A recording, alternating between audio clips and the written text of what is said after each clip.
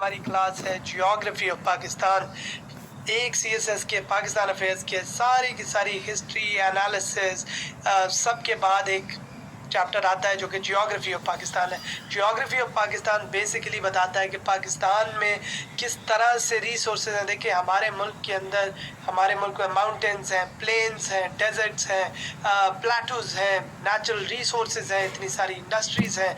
हमारे पास जो है चारों सीजन्स हैं, हमारे पास जो है समुंदर भी है, बीचेस भी हैं, और उसी साइड पे हमारे पास हुंजा के पहाड़ और जो है हमारे पास हिमालयाज़ भी हैं। तो द पॉइंट इज़ कि सारी की सारी जो है बातें आपको पता होनी चाहिए कि पाकिस्तान की रिच जियोग्राफिक लोकेशन क्या है। ये जियो स्ट्रेटिजिक लोकेशन पे नहीं है लेक्चर, ये जियोग्राफिक लोकेशन के ऊपर है। तो जियो स्ट्रेटिजिक लोकेशन जो है उसमें आ जाता है कि किस तरह हम सराउंडेड हैं, India, Afghanistan, China, Pakistan, China और ईरान, और इससे जो है ना किस तरह से क्या क्या फैक्टर्स हमारी सिक्योरिटी के लिए आते हैं, क्या क्या फैक्टर्स हमारी जो है इस रीजन के अंदर हमारे साथ क्या क्या चैलेंजेस होते हैं। तो वो सारी की सारी बातें जो है होपफुली आएंगी कब, जब हम जियो स्ट्रेटेजिक कर रहे होंगे। बट अभी हम बात किस पे करेंगे, अपनी जियोग्राफी पे। जियोग्राफी के अंदर पाकिस्तान की एक बड़ी ज़बरदस्त चीज़ है और वो है पाकिस्तान के माउंटेन्स। ठीक है जी, एक दफ़ा अजीब सा ही पाकिस्तान बनता है हर दफ़ा, लेकिन जो है कोई मसला नहीं है, ऐसा ही है। तो अच्छा जी, अब आपको बेसिकली एक आइडिया देना होता है, ठीक है। अब आपके नॉर्दर्न माउंटेन्स हैं, सबसे पहले नॉर्दर्न, सेंट्रल, वेस्टर्न, तीन किस्म के आपके माउंटेनस रेंजेस हैं। ये माउंटेन क्या है, रेंजेस। रेंजेस किसको कहते हैं, पूरे माउंटेन की एक स्ट्रेच को। ठीक है जी, आपका यहाँ सबसे पहले आ जाता है आपके हिमालयाज़। हिमालयाज़ के बाद आ जाते हैं यहाँ आपके, ये आपके आ गए हिमालयाज़। ठीक है, ये स्ट्रेच किधर करते हैं, ये सारे के सारे भी मैं बताता हूँ, बाकी भी बातें, ये सारे स्ट्रेच करते हैं आपके नेपाल के अंदर, इंडिया के अंदर। उसके बाद आपके ये आ जाते हैं जो कि आपका है कराक्रम।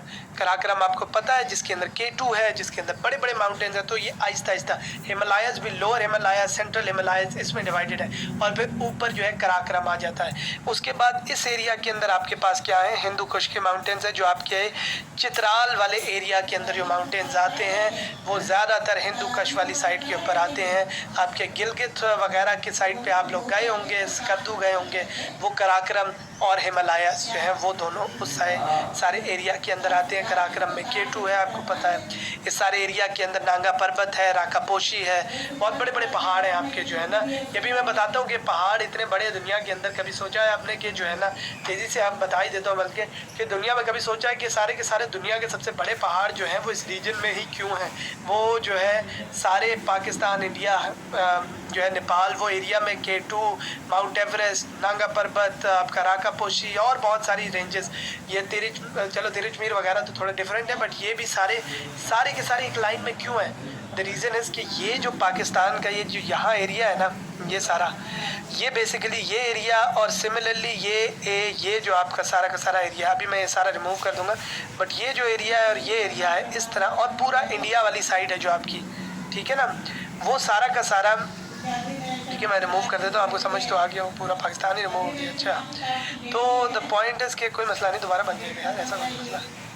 तो जो है ये जो एरिया है ना, ये बॉर्डर जो इसका ये चल रहा है, तो ये बॉर्डर का जो एरिया है पाकिस्तान अफ़गानिस्तान वाला, और जो है ये सारी की सारी एक प्लेट थी, एक जो है ना टेक्टोनिक प्लेट्स होती है ना, दुनिया प्लेट्स में डिवाइडेड है, ये प्लेट थी।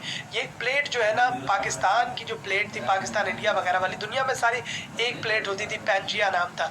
आहिस्ता आहिस्ता और टूटती गई, फिर वो मूव करती गई, कुछ आपस में, आप कुछ जनरल साइंस में पढ़ेंगे, कुछ आपस में कन्वर्ज करती हैं, कुछ डाइवर्ज करती हैं। तो जो हमारे एरिया की प्लेट थी, that used to be with Australia. अच्छा खासा अमेरिकी बॉन्डिंग के साथ होते जो है ना, बहुत ज़िंदगी बेहतर हो जाती, तो हम ऑस्ट्रेलिया के साथ लगे हुए थे। Aahista Aahista millions of years, over million of years, आपकी ऑस्ट्रेलिया से मूव अवे करती गई आपकी प्लेट। वो प्लेट मूव करते करते, ये मैं वैसे ही आपको बता रहा हूँ आपकी अपनी जनरल नॉलेज के लिए, प्लेट मूव करते करते एक दिन जो है वो जाके लगती है आपके जो सारा बॉर्डर है, पाक चाइना वाला एरिया है इसके अंदर, और लगती है, और आज तक कन्वर्ज करती है। कन्वर्ज करते करते करते करते माउंटेन्स बन गए, और दुनिया दुनिया के और आज तक कन्वर्ज कर रही है। दुनिया के सबसे बड़े माउंटेन्स इधर हैं। उन माउंटेन्स का जब साइंटिफिक एनालिसिस करते हैं तो उसके अंदर सी के ट्रेसेस मिलते हैं, सी वाटर के, सी सॉल्ट के ट्रेसेस क्यों मिलते हैं? क्योंकि वो पहले जो है समुद्र की, आपको पता है ना कि सबमर्ज होती है इस तरह से, एक कोई भी प्लेट होती है ना टेक्टोनिक, तो ये लैंड वाला पार्ट होता है, ये अंडर सी जो है वो भी उसका एक पार्ट होता है, तो वो जो है सबमर्ज होती है, वो आहिस्ता आहिस्ता करके मिली बनी माउंटेन्स बन गए। ठीक है, मैंने कहा आपको वैसे एक थोड़ी सी जनरल नॉलेज भी दे दें। अच्छा, तो उसके साथ हिमालयज है, कराक्रम है, हिंदू काश हो गया, ये आपके नॉर्दर्न माउंटेन्स में आते हैं। उसके बाद आपके इधर आ जाता है आपका कोहे सफ़ेद,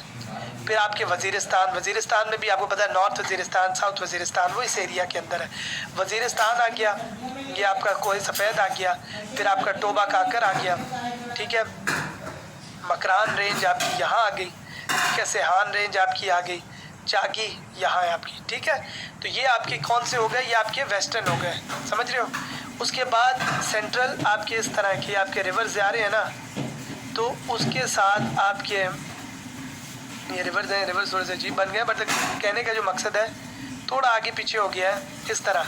ये आपकी सुलेमान रेंज है, किरथर रेंज है, और आपकी सॉल्ट रेंज ऊपर है इधर, ये आपकी सॉल्ट रेंज है, सुलेमान रेंज है, ये किरथर रेंज है। ठीक है,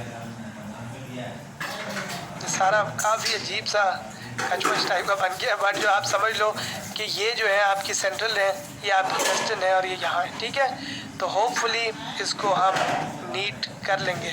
ठीक है, तो लेकिन कहने का जो मकसद है वो ये आपकी जो है, मैंने आपको कहा कि एक दफ़ा आपको समझ आ जाए कि ये आपके माउंटेनस रेंजेस हैं। ठीक है, अब ये माउंटेनस रेंजेस का क्या काम है पाकिस्तान में? देखो, माउंटेनस रेंजेस का बहुत ज़्यादा काम है।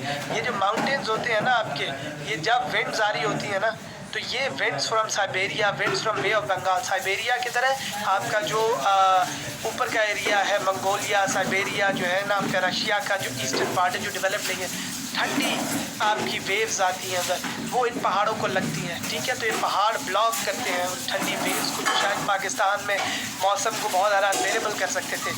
ठीक है, उसके साथ बे ऑफ बंगाल का आपको पता है कि आपको मानसून, आपको विंड उसका पता है, मानसून आपकी जो है वो होती है आपकी जो है ना आपकी बारिशें होती हैं मानसून की, तो मानसून की बारिशें वगैरह आपकी होती हैं, तो वो आके आपका लगता है, लग के जो है आपकी बारिशें होती हैं, क्योंकि जो है वो आपकी विंड्स हैं, विंड्स अपने साथ ड्यू लेके आती हैं, विंड्स अपने साथ वाटर वेपर्स लाती हैं, वो लगती हैं, क्लाउड्स बनते हैं, ठंडा होता है, क्योंकि पहाड़ है आपके हाई एल्टीट्यूड पे, और आपकी बारिशें बन के आती हैं, तो उसका बड़ा काम है। नेचुरल बॉर्डर एक बन जाता है आपका, नेचुरल बॉर्डर है अफ़गानिस्तान के साथ, नेचुरल बॉर्डर है आपका चाइना के साथ, क्योंकि हमारे बॉर्डर्स के ऊपर ही ज़्यादा पहाड़ है, तो एक बड़ा अच्छा नेचुरल बॉर्डर बन जाता है। टूरिज़्म आपको पता है, गिलगित हुंज़ा, इन सारे के सारे एरियाज़ के अंदर हमारी बहुत टूरिज़्म है, और पहाड़ों के अंदर इवन बलूचिस्तान वाली साइड पर मैं तो खुद काफ़ी गया हूँ, दलबदीन, ज़ियारत, चमन जो है ना, डेरा बुगटी, सुई, उधर जो है फोर्ट मनरो वगैरह, बड़ी खूबसूरत जगह है, ज़रूर जाओ। ठीक है, तो टूरिज़्म जो है डेवलप होती है। वाटर के सोर्सेज देखो, यहाँ आपके स्नो आइस कैप पीक्स हैं, इधर मेल्ट होते हैं, तो इधर से जो है आपके वाटर के सोर्सेज बनते हैं। ठीक है जी, इनके साथ ट्रीज़ हैं, वुड्स हैं, वो जो है टिम्बर आपको पता है बहुत ज़्यादा KPK के अंदर होता है, यूज़ भी होता है, यूटिलाइज होता है। आपको पता है कि आप जब पहाड़ों में जाते हैं, घर भी है जो है ना वो इनके बने होते हैं वुड के, तो वो सारा कुछ जो है आपका इस तरह से होता है। उसके बाद मिनरल रिसोर्सेज, बहुत ज़्यादा मिनरल रिसोर्सेज हैं आपके इन पहाड़ों के अंदर, आपको पता है जिप्सम, ग्रेनाइट जो है ना, बहुत सारे आपके बलूचिस्तान वाले पहाड़ों के अंदर से जो आपका सैंडैक आपको याद होगा, सैंडैक कॉपर गोल्ड माइंस है उधर जो है ना, फिर उसके बाद आपका जो है ना रेकोडिक, वो सारे के सारे जो एरियाज़ हैं वो काफ़ी रिसोर्सेज हैं बलूचिस्तान के अंदर, इन एरियाज़ के अंदर, क्योंकि पहाड़ों से निकलती है। इवन सॉल्ट रेंज से आप जो सॉल्ट निकालते हैं वो सारा कुछ है। उसके बाद रेनफॉल है, जो मैंने आपको जो है ना बता दिया कि रेनफॉल आती है। तो माउंटेन्स हैं, इन माउंटेन्स की एक वजह है, पाकिस्तान में बहुत बड़ी इंपॉर्टेंस है इनकी। माउंटेन्स के बाद हम चलते हैं डेजर्ट्स के ऊपर। डेजर्ट्स आपके किस तरह हैं, फिर एक पाकिस्तान का अच्छा सा एक मैप बना देते हैं। पाकिस्तान एक कैसा फजूल मैप बना, दोबारा बनेगा एक दफ़ा। ठीक है जी, पाकिस्तान का मैप बना देते हैं, ये थोड़ा सा बेहतर है। अच्छा, इसके अंदर जो है आपका, ये आपको पता है कि आपके जो है इंडस रिवर आ रहा है, ये बाकी आपके जो है ना रिवर्स इस तरह से करके आते हैं। ठीक है, इसके अंदर एक ये वाला जो एरिया है ना, इसको मैं ऐसे करूँगा, ये है आपका थल का। ठीक है, थल हो गया ये जो एरिया है, ये आपका ऊपर वाला ये चोलिस्तान का है, जो भावलपुर के करीब का एरिया है। उसके नीचे आपका ये वाला जो एरिया है वो आपका है थर का एरिया। थर जो सिंध के अंदर आता है, सिंध में आता है, ये भावलपुर में आता है, ठीक है, भावलपुर के करीब को है थर। अच्छा थल है, सॉरी, थल जो है वो आपका सॉल्ट रेंज वाली साइड के ऊपर है, ठीक है आपका। फिर यहाँ आपका नारा, इधर ही नारा आ जाता है छोटा सा, ये भी ठीक है, साउथ पंजाब वाली साइड पे नारा डेजर्ट है। और आखिरी आपका जो है इस साइड के ऊपर है काफ़ी बड़ा, और वो आपका खारान डेजर्ट है। खारान जो कि बलूचिस्तान के हिस्से में आता है, ठीक है, सही हो गया जी, ये सिंध में आ गया। तो आपको पता हो कि कौन से किधर है डेजर्ट्स का अपनी एक सिग्निफिकेंस ऑब्वियसली उधर वाटर तो नहीं है, बट आपकी आप चोलिस्तान जीप रैली वगैरह से जो है ना आपने अब उधर एक काफ़ी ज़्यादा वो शुरू कर दिया है, टूरिज़्म भी शुरू कर रहे हैं। लेकिन डेजर्ट्स के ऑब्वियसली अपने मसले हैं। डेजर्ट्स एंड सैंड एक बहुत नेचुरल रिसोर्स है, बहुत बड़ी, जो कि कंस्ट्रक्शन के अंदर यूज़ होती है, सीमेंट में यूज़ होती है, लाइमस्टोन में यूज़ होती है, तो वो सारा कुछ है वो आपको यहाँ से मिल जाता है। और एक इधर की अपनी ट्रेडिशंस, कस्टम्स, कल्चर है जो कि पाकिस्तान में आपको पता ही है कि इधर है। ऑब्वियसली डेवलपमेंट होनी चाहिए इसके अंदर, ठीक है जी। आपके प्लाटू हैं, प्लाटू आपके 2 हैं प्लाटूज जो है ना। फिर अगर पाकिस्तान का हम अच्छा सा मैप बना दें तो एक ये बलूचिस्तान प्लाटू है आपका जो कि ये है, और एक आपका पोटवार प्लाटू है जो कि यहाँ है, ठीक है। 2 प्लाटूज हैं। प्लाटू किसको कहते हैं? फ्लैट जो है पहाड़ी इलाका होगा बट फ्लैट उसके ऊपर काफ़ी जगह होगी। आपको पता है इस्लामाबाद वाली साइड पे जाओ पहाड़ तो हैं बट जो है ना वो प्लाटूज हैं, वो ऊपर से ऐसे होते हैं, ऐसे यहाँ से ऐसे हैं, ऊपर से फ्लैट है, ठीक है। इनको प्लाटूज कहते हैं, पहाड़ नहीं होते ये। प्लेन्स आपके ऑब्वियसली अपर इंडस प्लेन इधर को आ जाएगा, लोअर इंडस प्लेन आपका इधर आ जाएगा, और इंडस डेल्टा आपका इधर है, ठीक है। अच्छा, इसके साथ अगले पेज के ऊपर ही मैं बात करूंगा, ठीक है। लोअर इंडस जो है ना आपका प्लेन्स है, प्लेन एरिया है। आपको पता है ये दोनों एरियाज एग्रीकल्चर के लिए बहुत ज़्यादा ज़रूरी है, एग्रीकल्चरल आउटपुट्स वगैरह इनके अंदर बहुत ज़्यादा है। इंडस डेल्टा जो है वो आपको मैंग्रोव्स, फिश, ये सोर्सेज जो है रिसोर्सेज आपको मिलते हैं। तो आपको पता होना चाहिए ताकि आप पाकिस्तान की ज्योग्राफी को विद डायग्रामेटिक रिप्रेजेंटेशन प्रेजेंट कर सको। आगे जी हमारे लैटिट्यूड्स और लॉन्गिट्यूड्स हैं, ये आपको पता होने चाहिए, जनरली एमसीक्यूज़ के अंदर आ जाते हैं। लैटिट्यूड्स और लॉन्गिट्यूड्स हैं, तो ये आपका जो है बेसिकली ये आपका वो है मैप। अच्छा, मैं आपको उसके साथ जो है ना आपके रिवर्स भी दिखा देता हूँ, ठीक है। ये आपके कुछ बीच में भी मिल जाते हैं, ठीक है। आपके मैंने शायद जो है ना they not drawn to scale, आपका इंडस है, आपका जो है झेलम है, आपका चिनाब है, आपका रावी है, रावी के बाद आपका पहले सतलुज है, फिर रावी है, और फिर आखिरी है ब्यास का रिवर। ब्यास, रावी, सतलुज तीनों के तीनों अब इंडिया के कंट्रोल में, ये 3 आपके हैं इंडस वाटर ट्रीटी 1960 के हिसाब से। तो आपको पता होना चाहिए कि आपके रिवर्स क्या हैं। जिस एरिया में 5 रिवर्स मिलते हैं उसको पंजनद कहते हैं, ठीक है जी। पंजाब, पंज आब, पंजाब का तो पूरा नाम ही जो है आपका 5 रिवर्स की वजह से बना है, क्योंकि इंडस, झेलम, चिनाब, सतलुज, रावी और ब्यास को भी कुछ लोग काउंट करते हैं, ठीक है जी। ये आपके रिवर्स हो गए इस एरिया के अंदर। फिर जाके आपके ऐसे खुल जाते हैं, इसको कहते हैं इंडस डेल्टा आपके एरिया को, ठीक है जी। ये आपके लैटिट्यूड्स, आपके लॉन्गिट्यूड्स इससे डिस्कस हो जाते हैं। लैटिट्यूड्स लॉन्गिट्यूड्स नहीं है ये, बेसिकली चैप्टर ये आपका नेचुरल रिसोर्सेज का है। नेचुरल रिसोर्सेज में आपके पास फॉरेस्ट है जो कि आपका 4.8% आपका फॉरेस्ट है, मैंने बताया है, वो आपके टिम्बर के लिए इस्तेमाल किया जाता है। उसके बाद नेचुरल गैस है जो कि आपके किधर बलूचिस्तान वाली साइड के ऊपर है, आपके रिवर्स के साथ है नेचुरल गैस। और सबसे बड़ी पीर को सुई मारी उच, हम याद करते होते थे पीर को सुई मारी उच, लेकिन जो है ना ये सारी आपके नेचुरल गैस के रिजर्व्स हैं, जो एरियाज़ हैं। मिनरल ऑयल है जो कि 12% आपकी डिमांड का जो मिनरल ऑयल है वो आप अपने से ही पूरा कर सकते हैं, लेकिन उसको हम करते नहीं है। कोल आपको पता है कि पाकिस्तान में नियरली आई थिंक कितने 100 टन जो है ना, कितना उसको कहते हैं, ये आप चेक कर लेना कि कोल के पाकिस्तान के रिजर्व्स कितने हैं। बट कोल के बहुत ज़्यादा पाकिस्तान में रिजर्व्स हैं, लेकिन वो लोअर क्वालिटी के कोल है जो कि हमने अभी शुरू किया था आपका साहिवाल पावर प्रोजेक्ट। तो और थर का जो आपका है, तो आप लोकल कोल को इस वजह से इस्तेमाल नहीं करें क्योंकि वो ऐश ज़्यादा प्रोड्यूस करता है, हीट उतनी प्रोड्यूस नहीं करता, तो इस वजह से आप बाहर से मंगवाते हैं। सिमिलरली आयरन ओर है, रॉक सॉल्ट है, जिप्सम है, कॉपर है। रॉक सॉल्ट आपको पता है, क्योड़ा सबसे बड़ी आपकी जो है ना ठीक है, रॉक सॉल्ट, कॉपर, लाइमस्टोन, ये सारी की सारी चीज़ें आपकी ओवर टाइम आपके पाकिस्तान के रिसोर्सेज के अंदर आती हैं। उसके बाद लास्ट जो हम बात करेंगे वो इंडस्ट्रीज़ के ऊपर बात करेंगे। पाकिस्तान में मेजर इंडस्ट्रीज़ हैं। कॉटन आपकी बहुत बड़ी इंडस्ट्री है जो कि एग्रीकल्चर बेस्ड इंडस्ट्री है, आप कॉटन ही बेचते हैं। उसके साथ आप टेक्सटाइल भी करते हैं, बट हम टेक्सटाइल का हमें ज़्यादा काम करना चाहिए। बांग्लादेश सारा का सारा ले जाता है सारी की सारी डिमांड को। कॉटन जो है वो आपका मेन एक्सपोर्ट है। कॉटन को बेहतर करो, move up the value chain, कहते हैं वैल्यू चेन में मूव अप, ठीक है। तो moving up the value chain वो हम लोग नहीं करते, बट हमें करना चाहिए। वूल है आपका, वही जो है कॉटन को आप वूल के अंदर कन्वर्ट करते हैं, आप उसको बेचते हैं, आप उसके बंडल्स बनाते हैं। सीमेंट आपकी बहुत ज़्यादा है। शुगर की industry, Jahangir Khan Tareen for the win, तो शुगर की इंडस्ट्री आपकी बहुत ज़्यादा है। इनकी नवाज शरीफ वगैरह की भी है, माफिया बना हुआ है, बट स्टिल जो है ना आपका शुगर काफ़ी ज़्यादा आपके अंदर है। फर्टिलाइज़र्स हैं, लेदर है, पेपर, कार्डबोर्ड, रबर, और मिलिट्री जो है वो तो आपकी मिलिट्री ही संभालती है। आपके नए नए जहाज़ जो है वो बनते हैं, वो बेचते हैं। उनकी जो है फाइटर जेट्स होते हैं। सिमिलरली आपके trainer jets, super Mushshak I think आपका ट्रेनर जेट है, तो वो सारे पाकिस्तान में बनते हैं। फिर हम काफ़ी सारे मुल्कों को, जो छोटे मुल्क हैं, उनको ये बेचते भी हैं, ठीक है ना।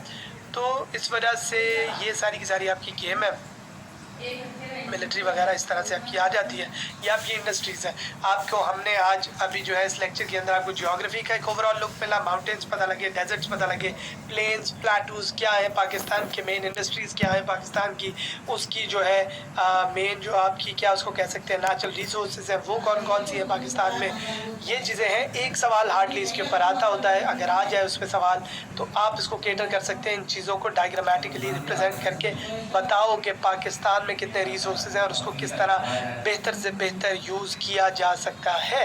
तो this was the geography of Pakistan. So हम इसको ख़त्म करते हैं। साइनिंग ऑफ, अवैध इरशाद।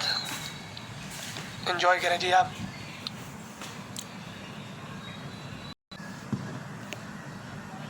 न्यूक्लियर पॉलिसी ऑफ पाकिस्तान, क्योंकि पाकिस्तान की जियो स्ट्रेटेजिक लोकेशन, पाकिस्तान की जो है इस एरिया के अंदर जो पोजीशन है वो बहुत सिक्योरिटी कॉन्शियस है। हम लोग हमेशा जो है ना इंडिया से देखो, अफ़गानिस्तान से देखो, हमें बहुत ज़्यादा एक्सटर्नल थ्रेट्स हैं हर टाइम।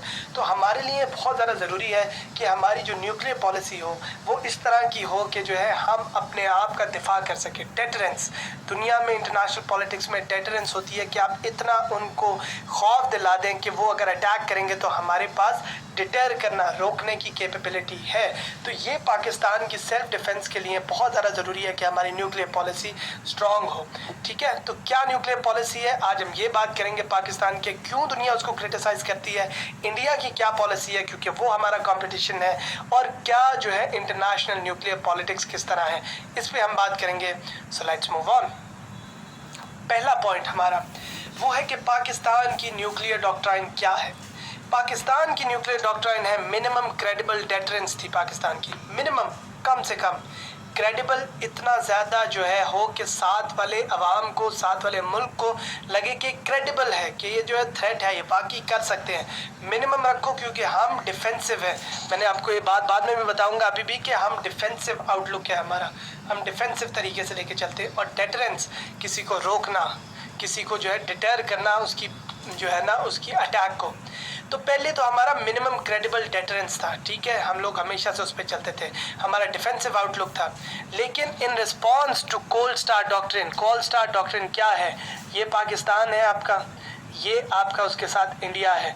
इंडिया ने ये एनालिसिस, ये मैं कोल्ड स्टार डॉक्ट्रिन बता रहा हूँ आपको, तो इंडिया ने उसको कहा कि जो है ना किस तरह से हम पाकिस्तान के ऊपर अगर अटैक करते हैं, सोच होती है, आप अटैक करते नहीं होते बट प्लानिंग करते हैं ना, फौजें प्लानिंग करती है, अटैक करते हैं तो कितनी जल्दी हम अपनी फोर्सेस को लेके आके मोबिलाइज कर सकते हैं, कितनी जल्दी पाकिस्तान के जो मेन स्ट्रेटेजिक एसेट्स हैं उन पे हम जो है ना अटैक कर सकते हैं। फैज़ाबाद ब्रिज तोड़ दो, आपका इस्लामाबाद काट गया, आप लाहौर का जो है सगिया वाला पुल है आपका मोटरवे, वो काट दो, लाहौर कट जाता है। तो द पॉइंट इज़ कि उन्होंने स्ट्रेटेजिक एसेट्स अगर हम तेज़ी से हम उनको अटैक करें कैसे कर सकते हैं, तो उन्होंने देखा कि यार हमारा टाइम बहुत ज़्यादा लगता है, उन्होंने कोल्ड स्टार्ट डॉक्ट्रिन बनाई जिसके थ्रू रैपिड मोबिलाइजेशन कि कितनी जल्दी आप जो है मोबिलाइज करके अपनी फौजों को इस बॉर्डर के ऊपर ला के पाकिस्तान पे अटैक करके पाकिस्तान का एक कंसिडरेबल एरिया जो है उसको डैमेज कर सकते हैं। ये उन्होंने एक डॉक्ट्राइन बनाई। अब इस डॉक्ट्राइन के थ्रू जो है ना इंडिया हमारे ऊपर जो है कन्वेंशनल फोर्सेस में, कन्वेंशनल फोर्सेस कहते हैं जो आर्म फोर्सेस होती हैं, जो आर्म आपकी फौजी होते हैं, स्ट्रेटेजिक, टैक्टिकल और स्ट्रेटेजिक, एक मन टैक्टिकल छोड़ो आप, कन्वेंशनल और दूसरा होता है strategic.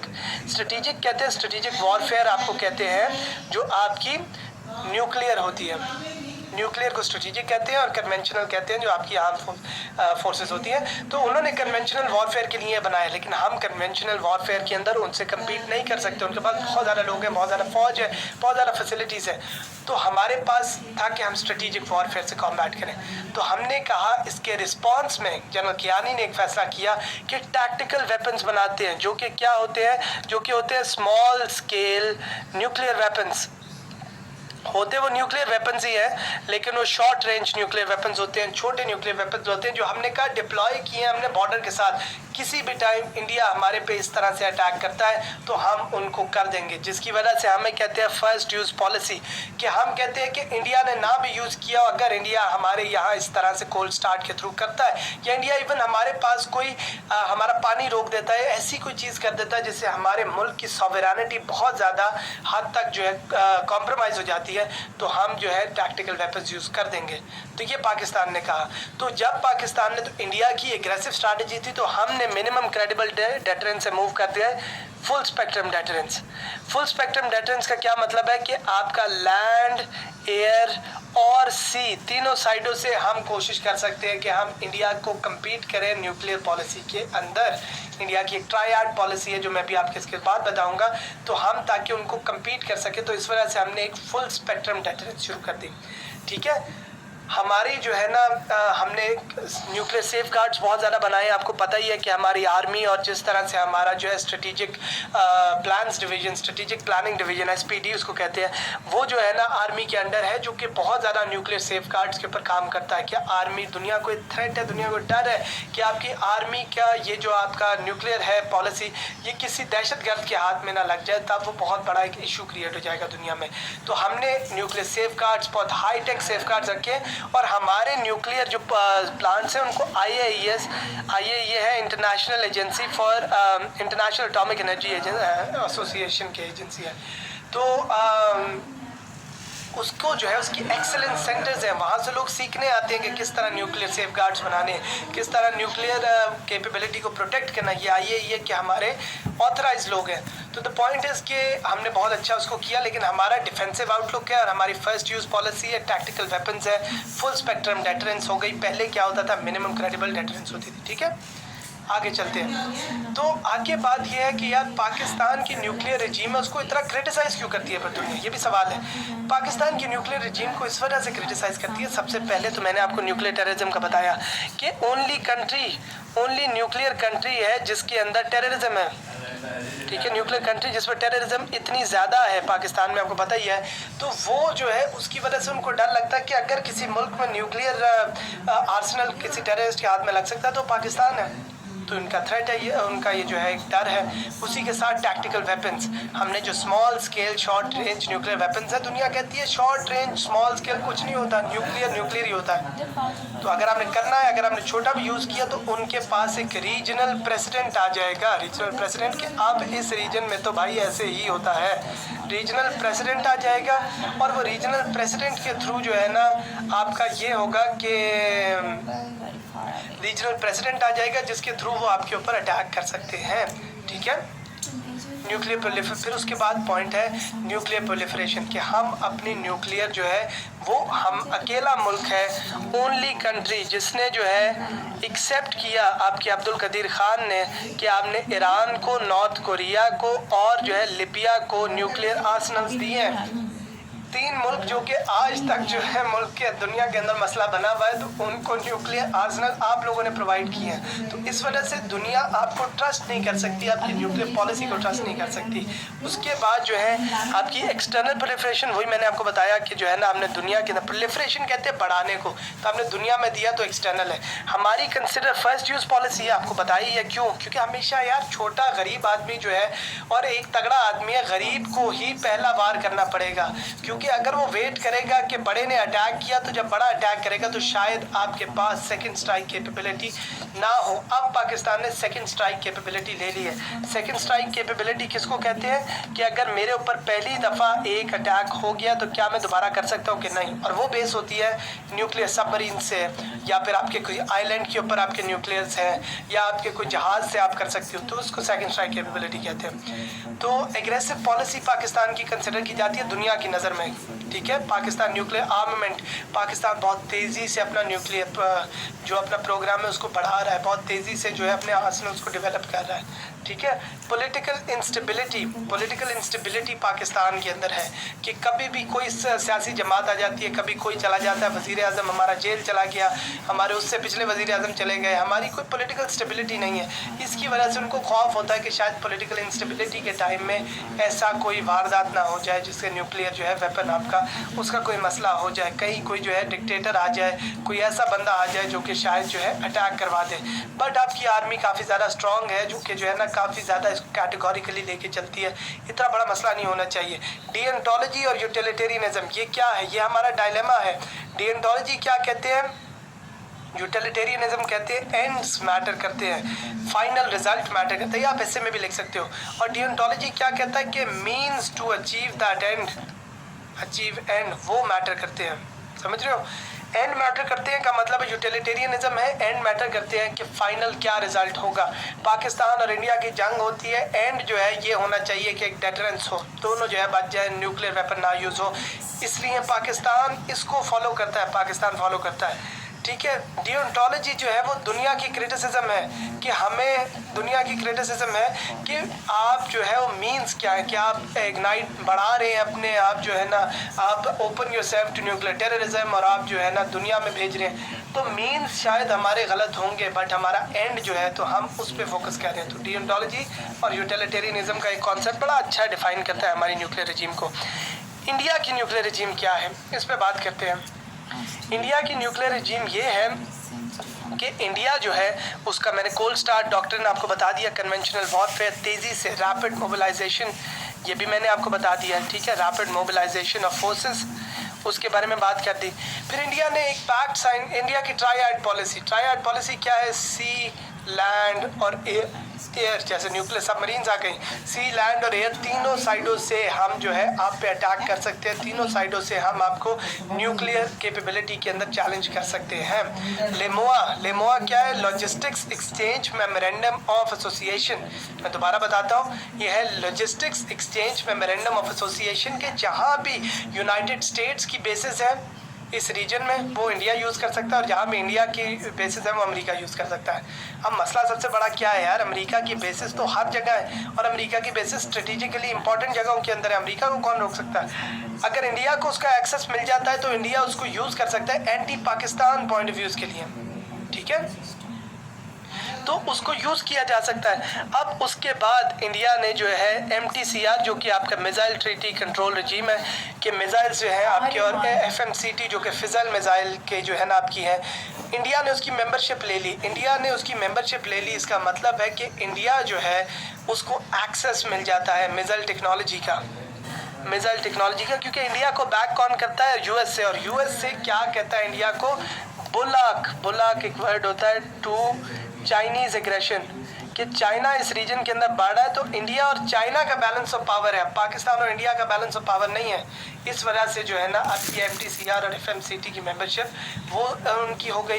Anti ballistic missiles, ABM, जो एंटी बैलिस्टिक मिसाइल्स होते हैं कि अगर हमारी तरफ से मिसाइल है तो उसको काउंटर करने के लिए इंडिया को ये कैपेबिलिटी भी प्रोवाइड की अमेरिका ने, और उसके थ्रू आप वो काउंटर कर सकते हैं। तो हमारी कन्वेंशनल एसिमेट्री आ गई, एसिमेट्री, ठीक है जी। उसके बाद यूएसए ने NSG membership, nuclear suppliers group, NSG का मतलब क्या है, जो एनएसजी का मेंबर है वो ट्रेड कर सकता है, न्यूक्लियर ट्रेड कर सकता है। तो एनएसजी का मेंबर जो है वो मेंबरशिप जो है वो इंडिया को प्रोवाइड कर दी गई। इंडिया को जो है एनएसजी की पहले ही वेवर मिल गया था 2008 के अंदर, और अब एनएसजी की मेंबरशिप को यूएस बैक कर रहा है और पाकिस्तान की एनएसजी को चाइना बैक कर रहा है। तो एनएसजी में एक रूल है कि जो एनपीटी, नॉन प्रोलिफरेशन ट्रीटी, इसका मतलब है हम नहीं बढ़ाएंगे अपना न्यूक्लियर वेपन, ये आप ट्रीटी साइन करते हैं, जो उन्होंने साइन की सिर्फ वो आ सकते हैं, वरना नहीं आ सकते, ना पाकिस्तान उसका मेंबर, ना इंडिया उसका मेंबर। तो इंडिया को क्यों आप एक एज दे के उसका मेंबर बना के पाकिस्तान को इसके अंदर नीचे लेके आएंगे? क्यों? क्योंकि बुलाक इंडिया को चाइना से बना रहे हैं, आपसे नहीं। तो चाइना कहता है कि पाकिस्तान को भी लेके आओ, ठीक है। एंटी पाकिस्तान रेटोरिक है, चाहे सार्क हो जाए, हार्ट ऑफ एशिया कॉन्फ्रेंस हो जाए, ये खाली न्यूक्लियर ही नहीं, जनरल एग्रेशन भी बता रहा हूँ, हार्ट ऑफ एशिया कॉन्फ्रेंस हो जाए, सारा कुछ हो जाए, उसके अंदर इंडिया का एंटी पाकिस्तान रेटोरिक है। Similarly reverse string of pearls theory, कि जब स्ट्रिंग ऑफ पर्ल्स हमने जो है बात की होगी जो है ना, और आपके करंट अफेयर्स के लेक्चर्स में भी बात होगी, स्ट्रिंग ऑफ पर्ल्स चाइना पूरे के पूरे बेसिस बना रहा है, गवादर से लेके अपने चाइना तक जो है ना, जिसके बीच में आपका सानिया, सितवे, हम्बनटूटा, आपका जो है ना चिटागोंग, क्योंकि आपका बांग्लादेश है, हम्बनटूटा श्रीलंका है, और गवादर, सारों तक इन बेसिस चाइना बना रहा है, इसको कहते हैं स्ट्रिंग ऑफ पर्ल्स। इसी तरह ही सारे बेसिस के ऊपर इंडिया भी बना रहा है, उसको कहते हैं रिवर्स स्ट्रिंग ऑफ पर्ल्स, जहाँ मालदीव, सीशेल्स और ये सारे एरिया के अंदर इंडिया भी बना रहा है अपना, ठीक है। उसको रिवर्स स्ट्रिंग ऑफ पर्ल्स है, जो कि पाकिस्तान को घेरे में डालती है, और चाइना की स्ट्रिंग ऑफ पर्ल्स है जो कि इंडिया को घेरे में लेके आती है। और लास्टली इंटरकॉन्टिनेंटल बैलिस्टिक मिसाइल्स, जो कि आपकी range, long range intercontinental ballistic missiles, इसकी रेंज इतनी ज़्यादा है कि पाकिस्तान तो पाकिस्तान है, ईरान तक, इसराइल तक आपकी कवरेज जाती है, तो वो इंडिया कर रहा है। तो इंडिया न्यूक्लियर जो है कैपेबिलिटी बहुत तेज़ी से बढ़ा रहा है। इंडिया जो कि कहता है मेक इन इंडिया कैंपेन में कि हम जो सबसे लार्जेस्ट इम्पोर्टर ऑफ जो है वेपन्स, आर्म्स से लेके इंडिया कहता है कि 2030 तक, 2030 तक हम जो है अपने वेपन्स जो है वो एक्सपोर्ट किया करेंगे। Now that is an ambitious plan जो इंडिया का चल रहा है, ठीक है, उसको चलते हैं। और आखिरी वे फॉरवर्ड क्या है? By partition, bilateral disarmament, India भी कम करें, हम भी कम करें, but it has to be by partition, दोनों साइडों से, बायलैटरल दोनों करें, डिसआर्मामेंट अपनी जो है ना कम करें न्यूक्लियर कैपेबिलिटी को, ठीक है। पाकिस्तान का क्या रिजीम है, पाकिस्तान को क्यों क्रिटिसाइज़ करते हैं, इंडिया की क्या रिजीम है, उसके बाद हम थोड़ी सी बात करते हैं कि दुनिया में क्या हो रहा है। दुनिया में Iran deal, JCPOA, joint cooperative plan of action, जो ओबामा के टाइम के ऊपर साइन हुआ, ओबामा और रूहानी के बीच में। रूहानी एक बड़ा लिबरल और दुनिया में खोलने वाला, ईरान को जो है इस टाइप का लीडर है, लेकिन अब डोनाल्ड ट्रंप के बाद इसका रेटोरिक काफ़ी चेंज हो गया है। डोनाल्ड ट्रंप जो है वो काफ़ी ज़्यादा अपोज करता है इस जो है इस डील को। डील क्या थी कि जो है आप इकोनॉमिक सैंक्शंस कम करेंगे ईरान के ऊपर से, और ईरान जो है वो अपनी न्यूक्लियर कैपेबिलिटी को रिड्यूस करेगा और आप इकोनॉमिक सैंक्शंस को रिड्यूस करेंगे, ठीक है। ईरान भी खुल जाता, दुनिया के अंदर फ़ायदा हो जाता, लेकिन जो है हुआ क्या कि सैंक्शन जब कम हुई, पैसा आना शुरू हुआ। ईरान का रोल जो है प्रॉक्सी वॉर्स में, ईरान का role in proxy war, role of Iran in proxy wars, और उसके साथ ईरान की मिसाइल डेवलपमेंट। ट्रंप ये नहीं कहता कि डील ख़त्म कर दो, ट्रंप कहता है ईरान का जो प्रॉक्सी वॉर्स में रोल है, चाहे सीरिया हो जाए, चाहे यमन हो जाए, चाहे जो है ना लेबनान हो जाए, चाहे इराक हो जाए, हर जगह ईरान का एक रोल है, और वो ट्रंप कहता है। तो ट्रंप एक बेवकूफ़ों वाला आर्ग्यूमेंट नहीं दे रहा, ट्रंप एक सही बात एक तरह से कर रहा है, बट ईरान भी बिल्कुल ठीक बात कर रहा है। तो दोनों को आपको इंटरनेशनल पॉलिटिक्स में लॉजिक को देखना है कि ट्रंप ये कह रहा है कि ईरान की प्रॉक्सी वॉर्स में इन्वॉल्वमेंट कम करो, ईरान मिसाइल डेवलप कर रहा है, तो जो पैसा आ रहा है वो सारा पैसा इस काम पे लग रहा है। रूहानी कहता है कि हमें पैसा चाहिए अपने मुल्क की डेवलपमेंट के लिए, अपने मुल्क की जो है एम्प्लॉयमेंट के लिए, तो इस वजह से हमारी ये डील को रहना चाहिए, इंटैक्ट रहना चाहिए, और जो है उसकी अपनी फोर्सेस कहती हैं इस डील को रीनेगोशिएट नहीं करेंगे। ट्रंप क्या कहता है? रीनेगोशिएट करो, ये नहीं कहता ख़त्म करो, ठीक है। तो आप रीनेगोशिएट की बात करते हैं, ठीक है जी। उसके बाद इजराइल की बात है, इजराइल ने कोवर्ट न्यूक्लियर टेक्नोलॉजी बनाई हुई है, ईरान के लिए थ्रेट है, ईरान इसी वजह से बना रहा था, दुनिया में इज्जत के लिए वो बना रहा था, क्योंकि उसको जो है सिक्योर करना है अपने आप को इस रीजन में, नॉर्थ कोरिया को अपने इस रीजन के अंदर सिक्योर करना है अपने आप को, वो इस वजह से न्यूक्लियर कैपेबिलिटी बनाते हैं, ठीक है। सिमिलरली नॉर्थ कोरिया है, डोनाल्ड ट्रंप की और किम जोंग उन की मीटिंग हुई, वो कहते हैं, नॉर्थ कोरिया कहता है कि रिड्यूस करो सैंक्शंस को हमारे ऊपर, क्योंकि गरीब का पेट सबसे पहले आता है यार। सैंक्शंस को रिड्यूस करो ताकि हमारे जो है मुल्क में थोड़ी तरक्की आए। और जो मिलिट्री ड्रिल्स होती हैं, जॉइंट मिलिट्री ड्रिल्स जो होती ही सिर्फ नॉर्थ कोरिया के खिलाफ है, साउथ कोरिया और यूएसए की डराने के लिए, वो कहते हैं उसको ख़त्म करो। लॉजिकल बात वो कर रहा है एक तरह से, चाहे वो रोग स्टेट आप समझे। अमेरिका भी एक लॉजिकल बात करता है और वो कहता है कि कंप्लीट डी न्यूक्लियराइजेशन होनी चाहिए। ऐसे नहीं हो सकता, वो किम जोंग उन कहता है इधर ही रोक दो, जितना हमारा बन गया उतना बन गया, आगे नहीं बनाते। ये कहता है ख़त्म कर दो, जो बना हुआ है उसको भी सारे को ख़त्म कर दो। और जो है इसके ऊपर नॉर्थ कोरिया, और हम कोई ड्रिल्स नहीं ख़त्म करेंगे और सारा कुछ, और इस पर नॉर्थ कोरिया नहीं मानता। तो डिस्पाइट दैट हिस्टोरिक मीटिंग शायद कोई जो है फाइनल सोल्यूशन ना निकल सका हो।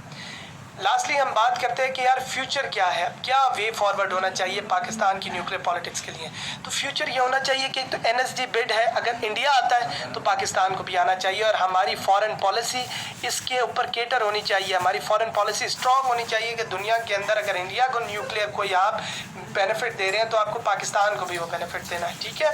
उसके बाद बाईलैटरल बाईपार्टिजन डी न्यूक्लियराइजेशन की तरफ जाएं कि अगर वो करेगा तो हम करेंगे, अगर वो नहीं करेगा तो फिर हम भी नहीं कर सकते, क्योंकि हमारी सिक्योरिटी थ्रेट है एक, हमारी सॉवरेनिटी को, सॉवरेनिटी याद रखना है, बहुत अच्छा वर्ड है। सॉवरेनिटी होती है खुद मुख्तारी एक मुल्क की, वो उसको एक थ्रेट है। और हम कन्वेंशनल फोर्सेस पे, मैंने बताया कन्वेंशनल फोर्सेस पे नहीं लड़ सकते इंडिया के साथ, तो इस वजह से बहुत ज़्यादा ज़रूरी है कि हम स्ट्रेटेजिक फोर्सेस के ऊपर इंडिया से कम्पीट कर पाएँ इसके ऊपर, ठीक है। शोकेस करें पाकिस्तान की न्यूक्लियर टेक्नोलॉजी को और सिक्योरिटी को, कि हमारे पास सिक्योरिटी के मैकेनिज्म्स हैं, IAEA के एक्सेलेंस सेंटर्स हैं हमारे पास, और जो है ना हम अपनी न्यूक्लियर पॉलिसी को इतना अच्छा प्रोटेक्ट करते हैं। तो वो जो न्यूक्लियर टेररिज्म की बात है, जो आपकी जो है ना एक्सटर्नल प्रोलिफरेशन की बात है, अब वो नहीं होगी। अब हमने सेफ गार्ड्स क्रिएट कर लिए। हमें चाहिए कि ये मैसेज हम दुनिया को दें, और ये मैसेज दें कि हमारा डिफेंसिव आउटलुक है, हम डिफेंसिव बेसिस के ऊपर जो है ना हम न्यूक्लियर बॉम्ब इसलिए नहीं चला देंगे क्योंकि हमारी किसी से दुश्मनी है, हम सिर्फ इसलिए चलाएंगे अगर कोई हम पे अटैक करेगा। और आर्टिकल 1 ऑफ ICCPR के हिसाब से, ICCPR International Covenant of Civil and Political Rights, उसके हिसाब से जो है ना आपके मुल्क की सॉवरेनिटी को कोई हर्ट करता है तो आप जो है एक्शन ले सकते हैं। और आखिरी बात है कि US ईरान की जो हमने बात की, तो हमें चाहिए कि मीडिएटर बने, हम जो है कहें कि जो है ना एक इसको रिजॉल्व करें, हम एक न्यूट्रल इसके ऊपर एक अपना नैरेटिव ले लें। तो इसी के साथ हमारी न्यूक्लियर पॉलिसी ख़त्म होती है, जिसमें हमने बात की किस चीज़ की, हमने बात की पाकिस्तान की न्यूक्लियर पॉलिसी क्या है, हमने बात की कि पाकिस्तान को क्रिटिसाइज़ क्यों किया जाता है, हमने बात की कि पाकिस्तान को अब करना क्या चाहिए, इंडिया की न्यूक्लियर पॉलिसी क्या है, दुनिया के अंदर न्यूक्लियर पॉलिटिक्स किस तरह से चल रही है, ठीक है। इसके अंदर होपफुली आपको बड़ा अच्छा एक ओवरव्यू मिल गया होगा। So that is up from this lecture, so hopefully see you around in the next lecture. Enjoy.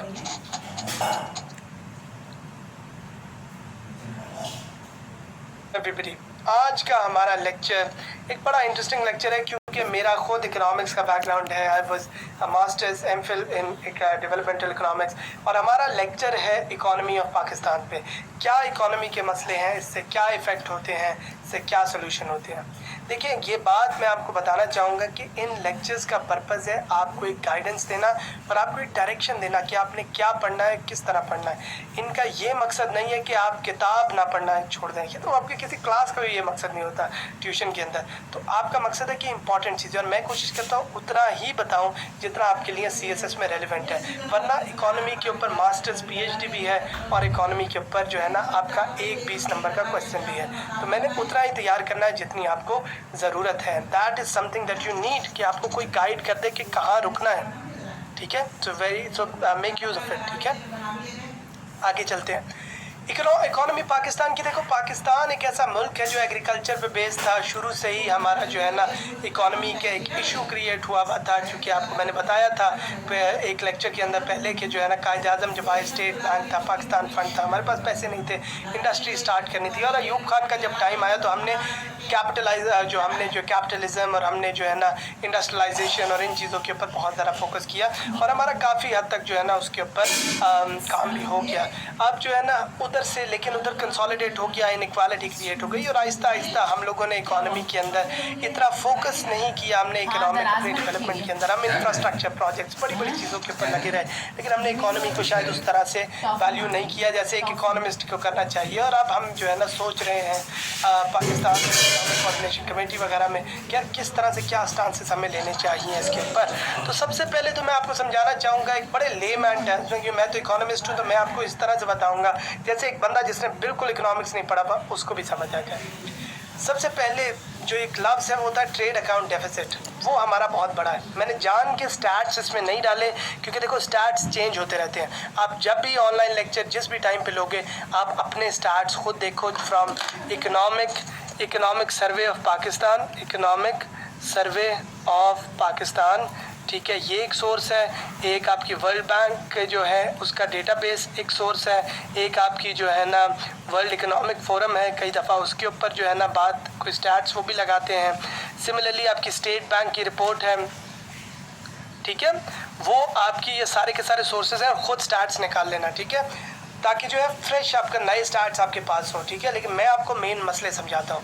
ये देखो trade account deficit, trade account deficit का क्या मतलब है? हमारे इंपोर्ट्स जो हैं वो बढ़ रहे हैं, हमारे इंपोर्ट्स जो हम चीज़ें मंगवाते हैं वहाँ से वो बढ़ रहे हैं, और हमारे एक्सपोर्ट्स जो कि हमारी जो है जो हम चीज़ें बेचते हैं दुनिया में भेजते हैं वो डिक्रीज़ कर रही हैं, वो कम हो रही हैं ओवर टाइम, और हमारा ये गैप क्रिएट होता जा रहा है। एक आम बंदा है वो चीज़ें ज़्यादा ख़रीदता है और चीज़ें बेचता कम है, उसका ख़र्चा बहुत ज़्यादा बढ़ जाता है। और सिर्फ जो है ना ये मैंने ये बताया कि सिर्फ क्वान्टिटी की बात नहीं है कि जो है ना चीज़ें ज़्यादा हैं चीज़ें कम हैं, लेकिन वैल्यू की भी जो उसकी क्वालिटी है, वैल्यू एडेड प्रोडक्ट क्या होता है? एक जो है ना आपकी खेत के अंदर आपका कॉटन लगता है, उस कॉटन को आप लूम्स में कन्वर्ट करते हैं, हमने वैल्यू ऐड की। आप लूम्स को थ्रेड में कन्वर्ट करते हैं, हमने और वैल्यू ऐड की। थ्रेड को हमने क्लॉथ में कर दिया और वैल्यू ऐड की।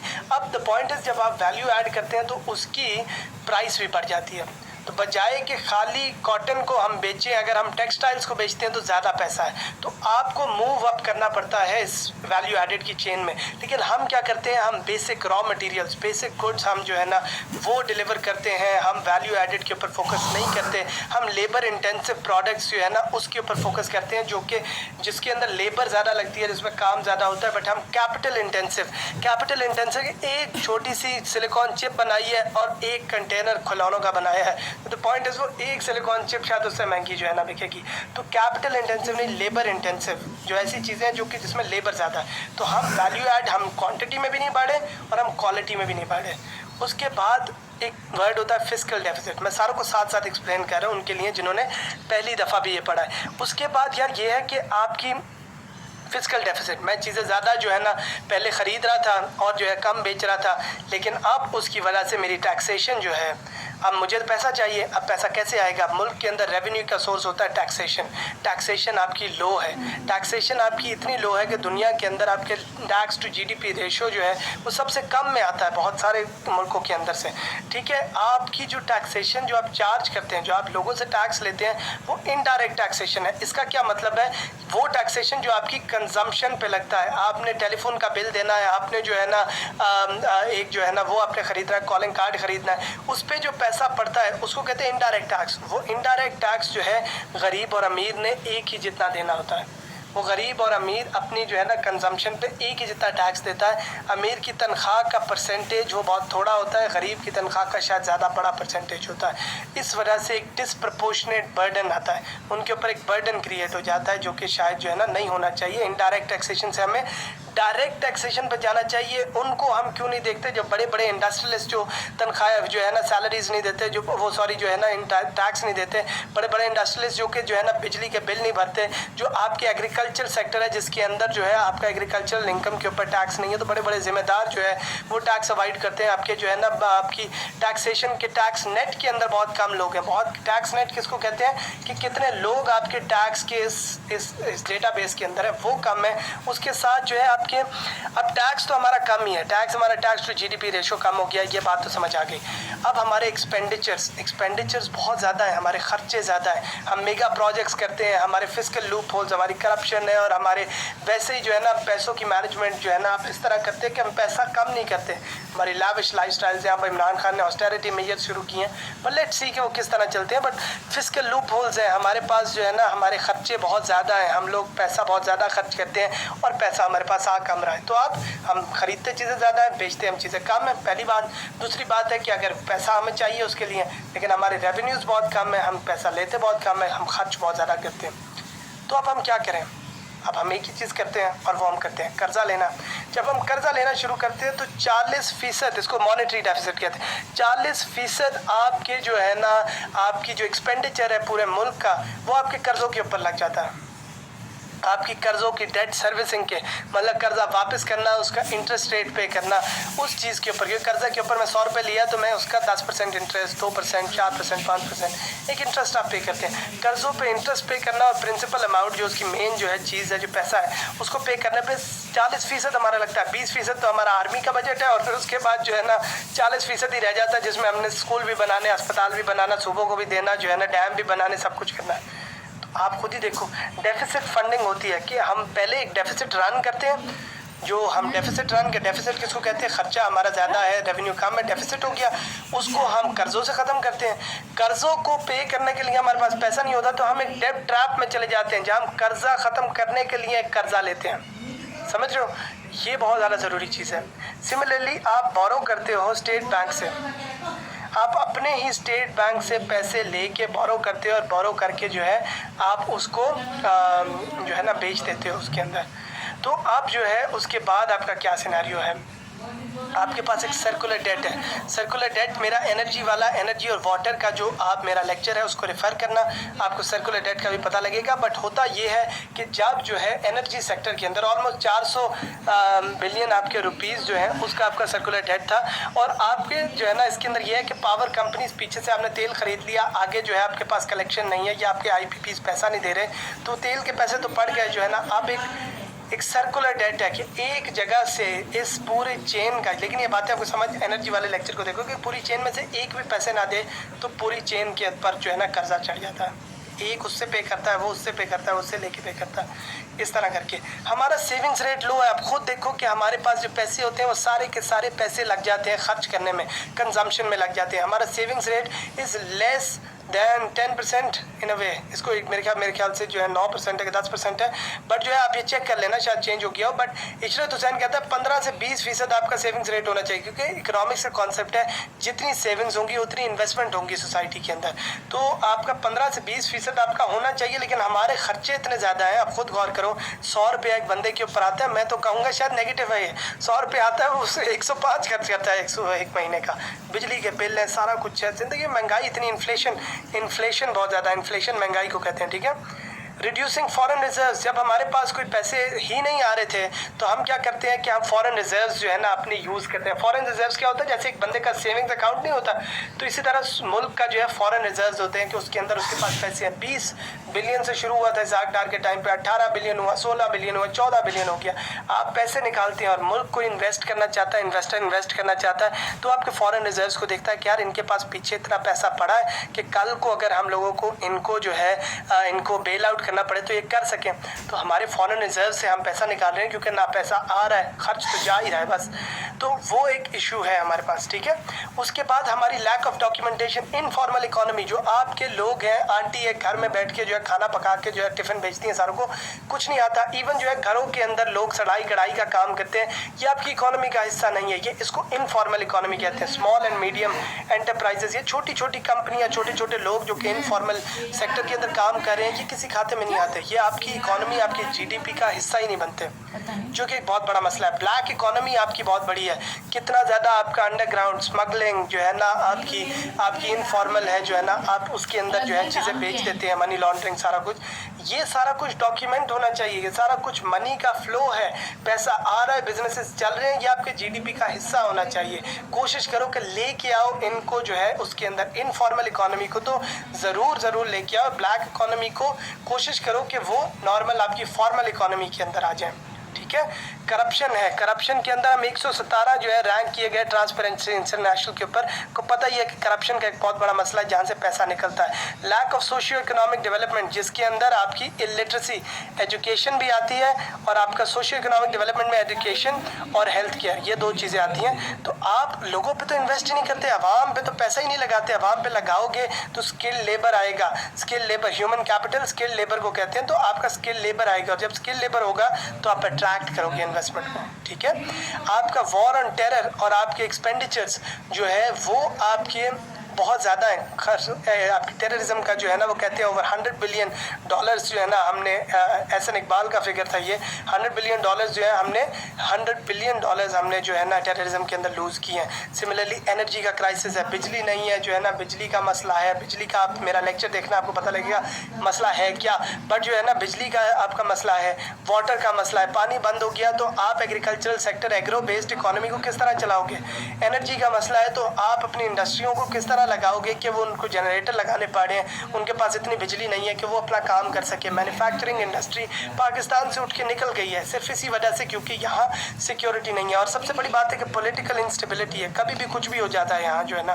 तो इस वजह से इन्वेस्टर डरता है इस इंस्टेबिलिटी से कि मैं पैसा लगाऊंगा कल को कोई भी कब्जा कर ले। मैंने हुकूमत से बात की, हुकूमत बदल गई, अगली हुकूमत जो है ना वो रगड़ दे आपको कि तुमने नवाज हुकूमत से बात की थी तो अब तो PTI का दौर है। कहने का मकसद है इन्वेस्टर डरता है इन चीज़ों से ना।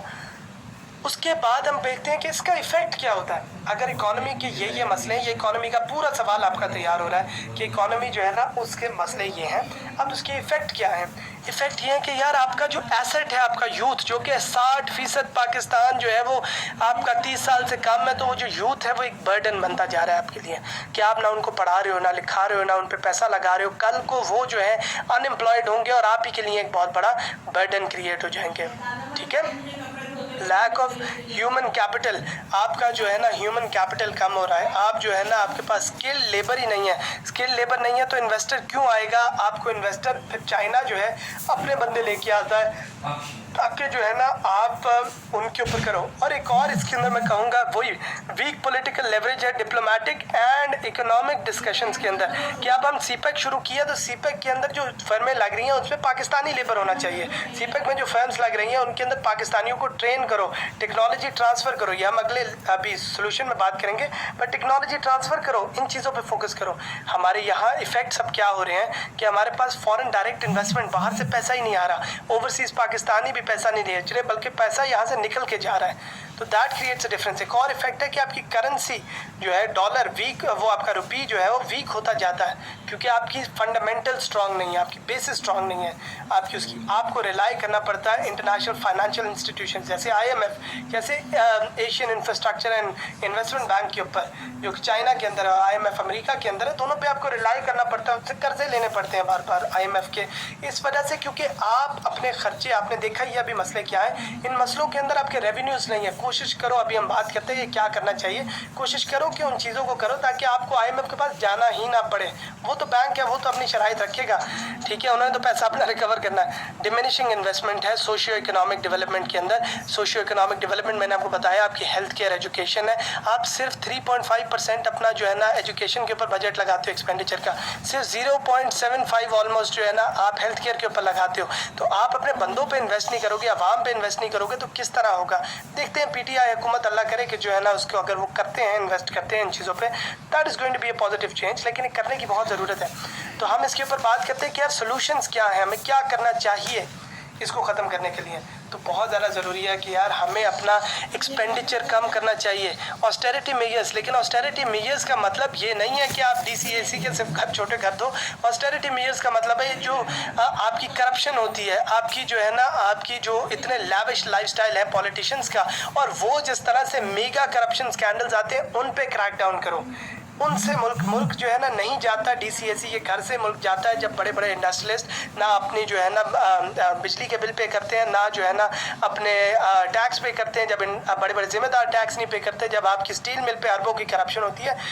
उन जगह है ऊपर से स्टार्ट करो और नीचे तक लेके आओ उसको। मेरिटोक्रेसी का सिस्टम लेके आओ, ठीक है, जिसके अंदर जो मेरिट के ऊपर बंदा है वो ऊपर आए, ठीक है। इन्वेस्टमेंट करो सस्टेनेबल डेवलपमेंट में, हेल्थ केयर और एजुकेशन के अंदर लोगों को जो है पढ़ाओ लिखाओ, उनकी हेल्थ केयर पर काम करो। जब लोग डेवलप होंगे, जब यूथ को आप जो है ना वैल्यू करेंगे, यूथ की ट्रेनिंग करेंगे, इसमें मैंने शायद लिखा है लोकल लिंकेजेस क्रिएट करो, वोकेशनल ये आ गया, वोकेशनल ट्रेनिंग आप करो, उनको सिखाओ कि किस तरह जो है सिलाई कढ़ाई जो है ना, आपकी ड्राइविंग, आपकी बाकी चीज़ें, ताकि उनमें स्किल्स आएँ। स्किल्स को डेवलप करो। सिर्फ मैथ्स पढ़ा के फ़ायदा नहीं होगा, सिर्फ नाम लिखने। आपकी लिटरेसी रेट की डेफिनेशन सिर्फ ये है कि जो बंदा नाम लिख सके वो आपकी लिटरेसी रेट के अंदर है। तो ये आपके जो है ना नहीं है, आपकी इसकी डेफिनेशन होनी चाहिए, तो इसके ऊपर आप फोकस करो। स्मॉल स्केल और मीडियम एंटरप्राइजेस जो हैं उनको आप कोशिश करो कि आप जो है उनको उठाओ, उनको अपने मेन स्ट्रीम में लेके आओ और उनको जो है आप डेवलप करो, ठीक है ना। आप कोशिश करो टैक्स कलेक्शन, मैंने आपको टैक्स में बताया कि डायरेक्ट टैक्सेशन पे फोकस करो, और टैक्स जो है इन बड़े बड़े लोगों से लो जो कि टैक्स नहीं पे करते आ रहे। टैक्स डायरेक्ट टैक्सेशन करो, आपकी जो इनकम के ऊपर आती है, ज़्यादा से ज़्यादा लोगों को फाइलर बनाओ, ज़्यादा से ज़्यादा लोगों को टैक्स नेट में लेके आओ। इन्फॉर्मेशन होगी आपके पास। शायद अभी आप जो है एमनेस्टी स्कीम देते हैं और फिर कहते हैं कि आ जाओ फाइलर के अंदर, इस वजह से ताकि फ्यूचर के अंदर ये लोग आपके डेटाबेस में रहेंगे तो इनकी जो भी ट्रांजैक्शंस होंगी होपफुली वो मॉनिटर हो सकेंगी। तो स्टेप बाय स्टेप प्रोसेस है, ठीक है। बड़े बड़े जो है आपके बिजनेसमैन वगैरह उनको देखो कि वो इस करें। Value added, working on value added good, ये भी मैंने आपको बताया कि सिर्फ जो है ना नीचे आप थान ना बनाओ, जो है ना आप कोशिश करो टेक्सटाइल में जाओ, आप सिर्फ जो है ना लकड़ी ना बेचो, टिम्बर ना बेचो, आप उसके बैट बना के बेचो, जैसे आलकोन में हम कर रहे हैं। आप सिर्फ ये ना करो कि आप जो है और इसके अंदर मैं एक और बात करना चाहूँगा कि जब, हाँ, ये जो अगला पॉइंट है कि लिंक्ड है ना, फॉरेन डायरेक्ट इन्वेस्टमेंट आपकी जो है ना जब आती है, अट्रैक्ट करो फॉरेन डायरेक्ट इन्वेस्टमेंट को और कोशिश करो लोकल लिंकेजेस क्रिएट करो कि उधर के बंदे, मैं बताता हूँ इसका मकसद, कि उधर के बंदे जब आके यहाँ जो है आपकी फैक्ट्रियाँ लगाते हैं तो उनको कहो कि एक लेबर का एक परसेंटेज पाकिस्तान का होना चाहिए, ताकि आप अपनी अनएम्प्लॉयमेंट को रिड्यूस कर सको। आप कहो कि वो टेक्नोलॉजी ट्रांसफ़र करेंगी हमारी लोकल फर्म्स को, ताकि आप टेक्नोलॉजिकल ट्रांसफ़र जो है ना क्रिएट करो। आप ये कहो कि जो है ना आप करप्शन, रेड टेप को कम करो, ताकि जो है लोग बाहर से अट्रैक्ट हो। आप कोशिश करो कि सीपेक के अंदर आप उनको टैक्स एग्जम्पशंस दे रहे हो, आप उनको जो है ना जगह खरीदने के ऊपर दे रहे हो, आप उनको जो है ना बिल्ड एंड ट्रांसफ़र, उसको कहते हैं BOT model, build operate and transfer. इसका मतलब है बना लो, बना के ऑपरेट करो, जो उधर से पहले 10-15 साल में पैसा आता है वो आप लोग उसके अंदर से काट दो और उसके बाद पाकिस्तान के पास आ जाएगा, ताकि हमारी प्रॉपर्टी रहे। इवेंचुअली वो हमारी चीज़ें होनी चाहिए, इवेंचुअली हमें डिप्लोमेटिक लेवरेज में जाना चाहिए, इकोनॉमिक लेवरेज में जाना चाहिए जब हम उनसे बात करते हैं, ठीक है। इतनी रीजनल कनेक्टिविटी करो अपनी जो है ना, अपने आप कासा, टैपी, ठीक है, ये चीज़ें आप पढ़ लोगे, इनको आप गूगल पे सर्च कर लो, विकिपीडिया देख लो। कासा, टैपी जो है ना, इन टाइप के जो है ना IPP, ईरान पाकिस्तान पाइपलाइन, इस टाइप के प्रोजेक्ट्स को आप सपोर्ट करो, जो है ना देखो कि कहाँ कहाँ अपॉर्चुनिटीज़ हैं और पैसा लेके आओ, और जो पैसा इधर आए कोशिश करो कि अपनी आवाम पे वो पैसा खर्च हो। That is very very important. Tax लो तो आवाम पे खर्च करो, आपका वैल्यू एडेड गुड्स लो ताकि आपके मुल्क की जो है ना वो बढ़े, और अपने खर्चों को कम करके अपने रेवेन्यूज़ को बढ़ाने की कोशिश करो, ताकि कर्जा हम अपने ऊपर से उतरवाएं। क्योंकि जब भी आप IMF और AIIB के पास जाएंगे वो आपको कोई ना कोई शराइत देंगे, ठीक है, वो तो बैंक है। तो अब आप ये करो कि इन सारी चीज़ों को आप साथ साथ ज़रूर बुक से पढ़ा करो। आप साथ साथ वो ग्रीन जहांगीर, वर्ल्ड टाइम्स की बुक है, शमशाद अहमद की बुक है, इकोनॉमी के ऊपर कोई आर्टिकल मिलता है, कोई लेक्चर मिलता है, कोशिश करो उसको पढ़ो, और जो है आपकी इस तरह से इकोनॉमी वाला मसला काफ़ी हद तक रिजॉल्व हो जाता है, ठीक है। तो that is my lecture for today for economic, जो है ना वो इसमें हमने कॉजेज़ भी बताई, इफेक्ट्स भी बताए, सोल्यूशन भी बताई, सारे डायमेंशंस इकोनॉमी के कवर कर लिए हैं, और जो है ना होपफुली वो आपका सवाल निकाल देगा, ठीक है।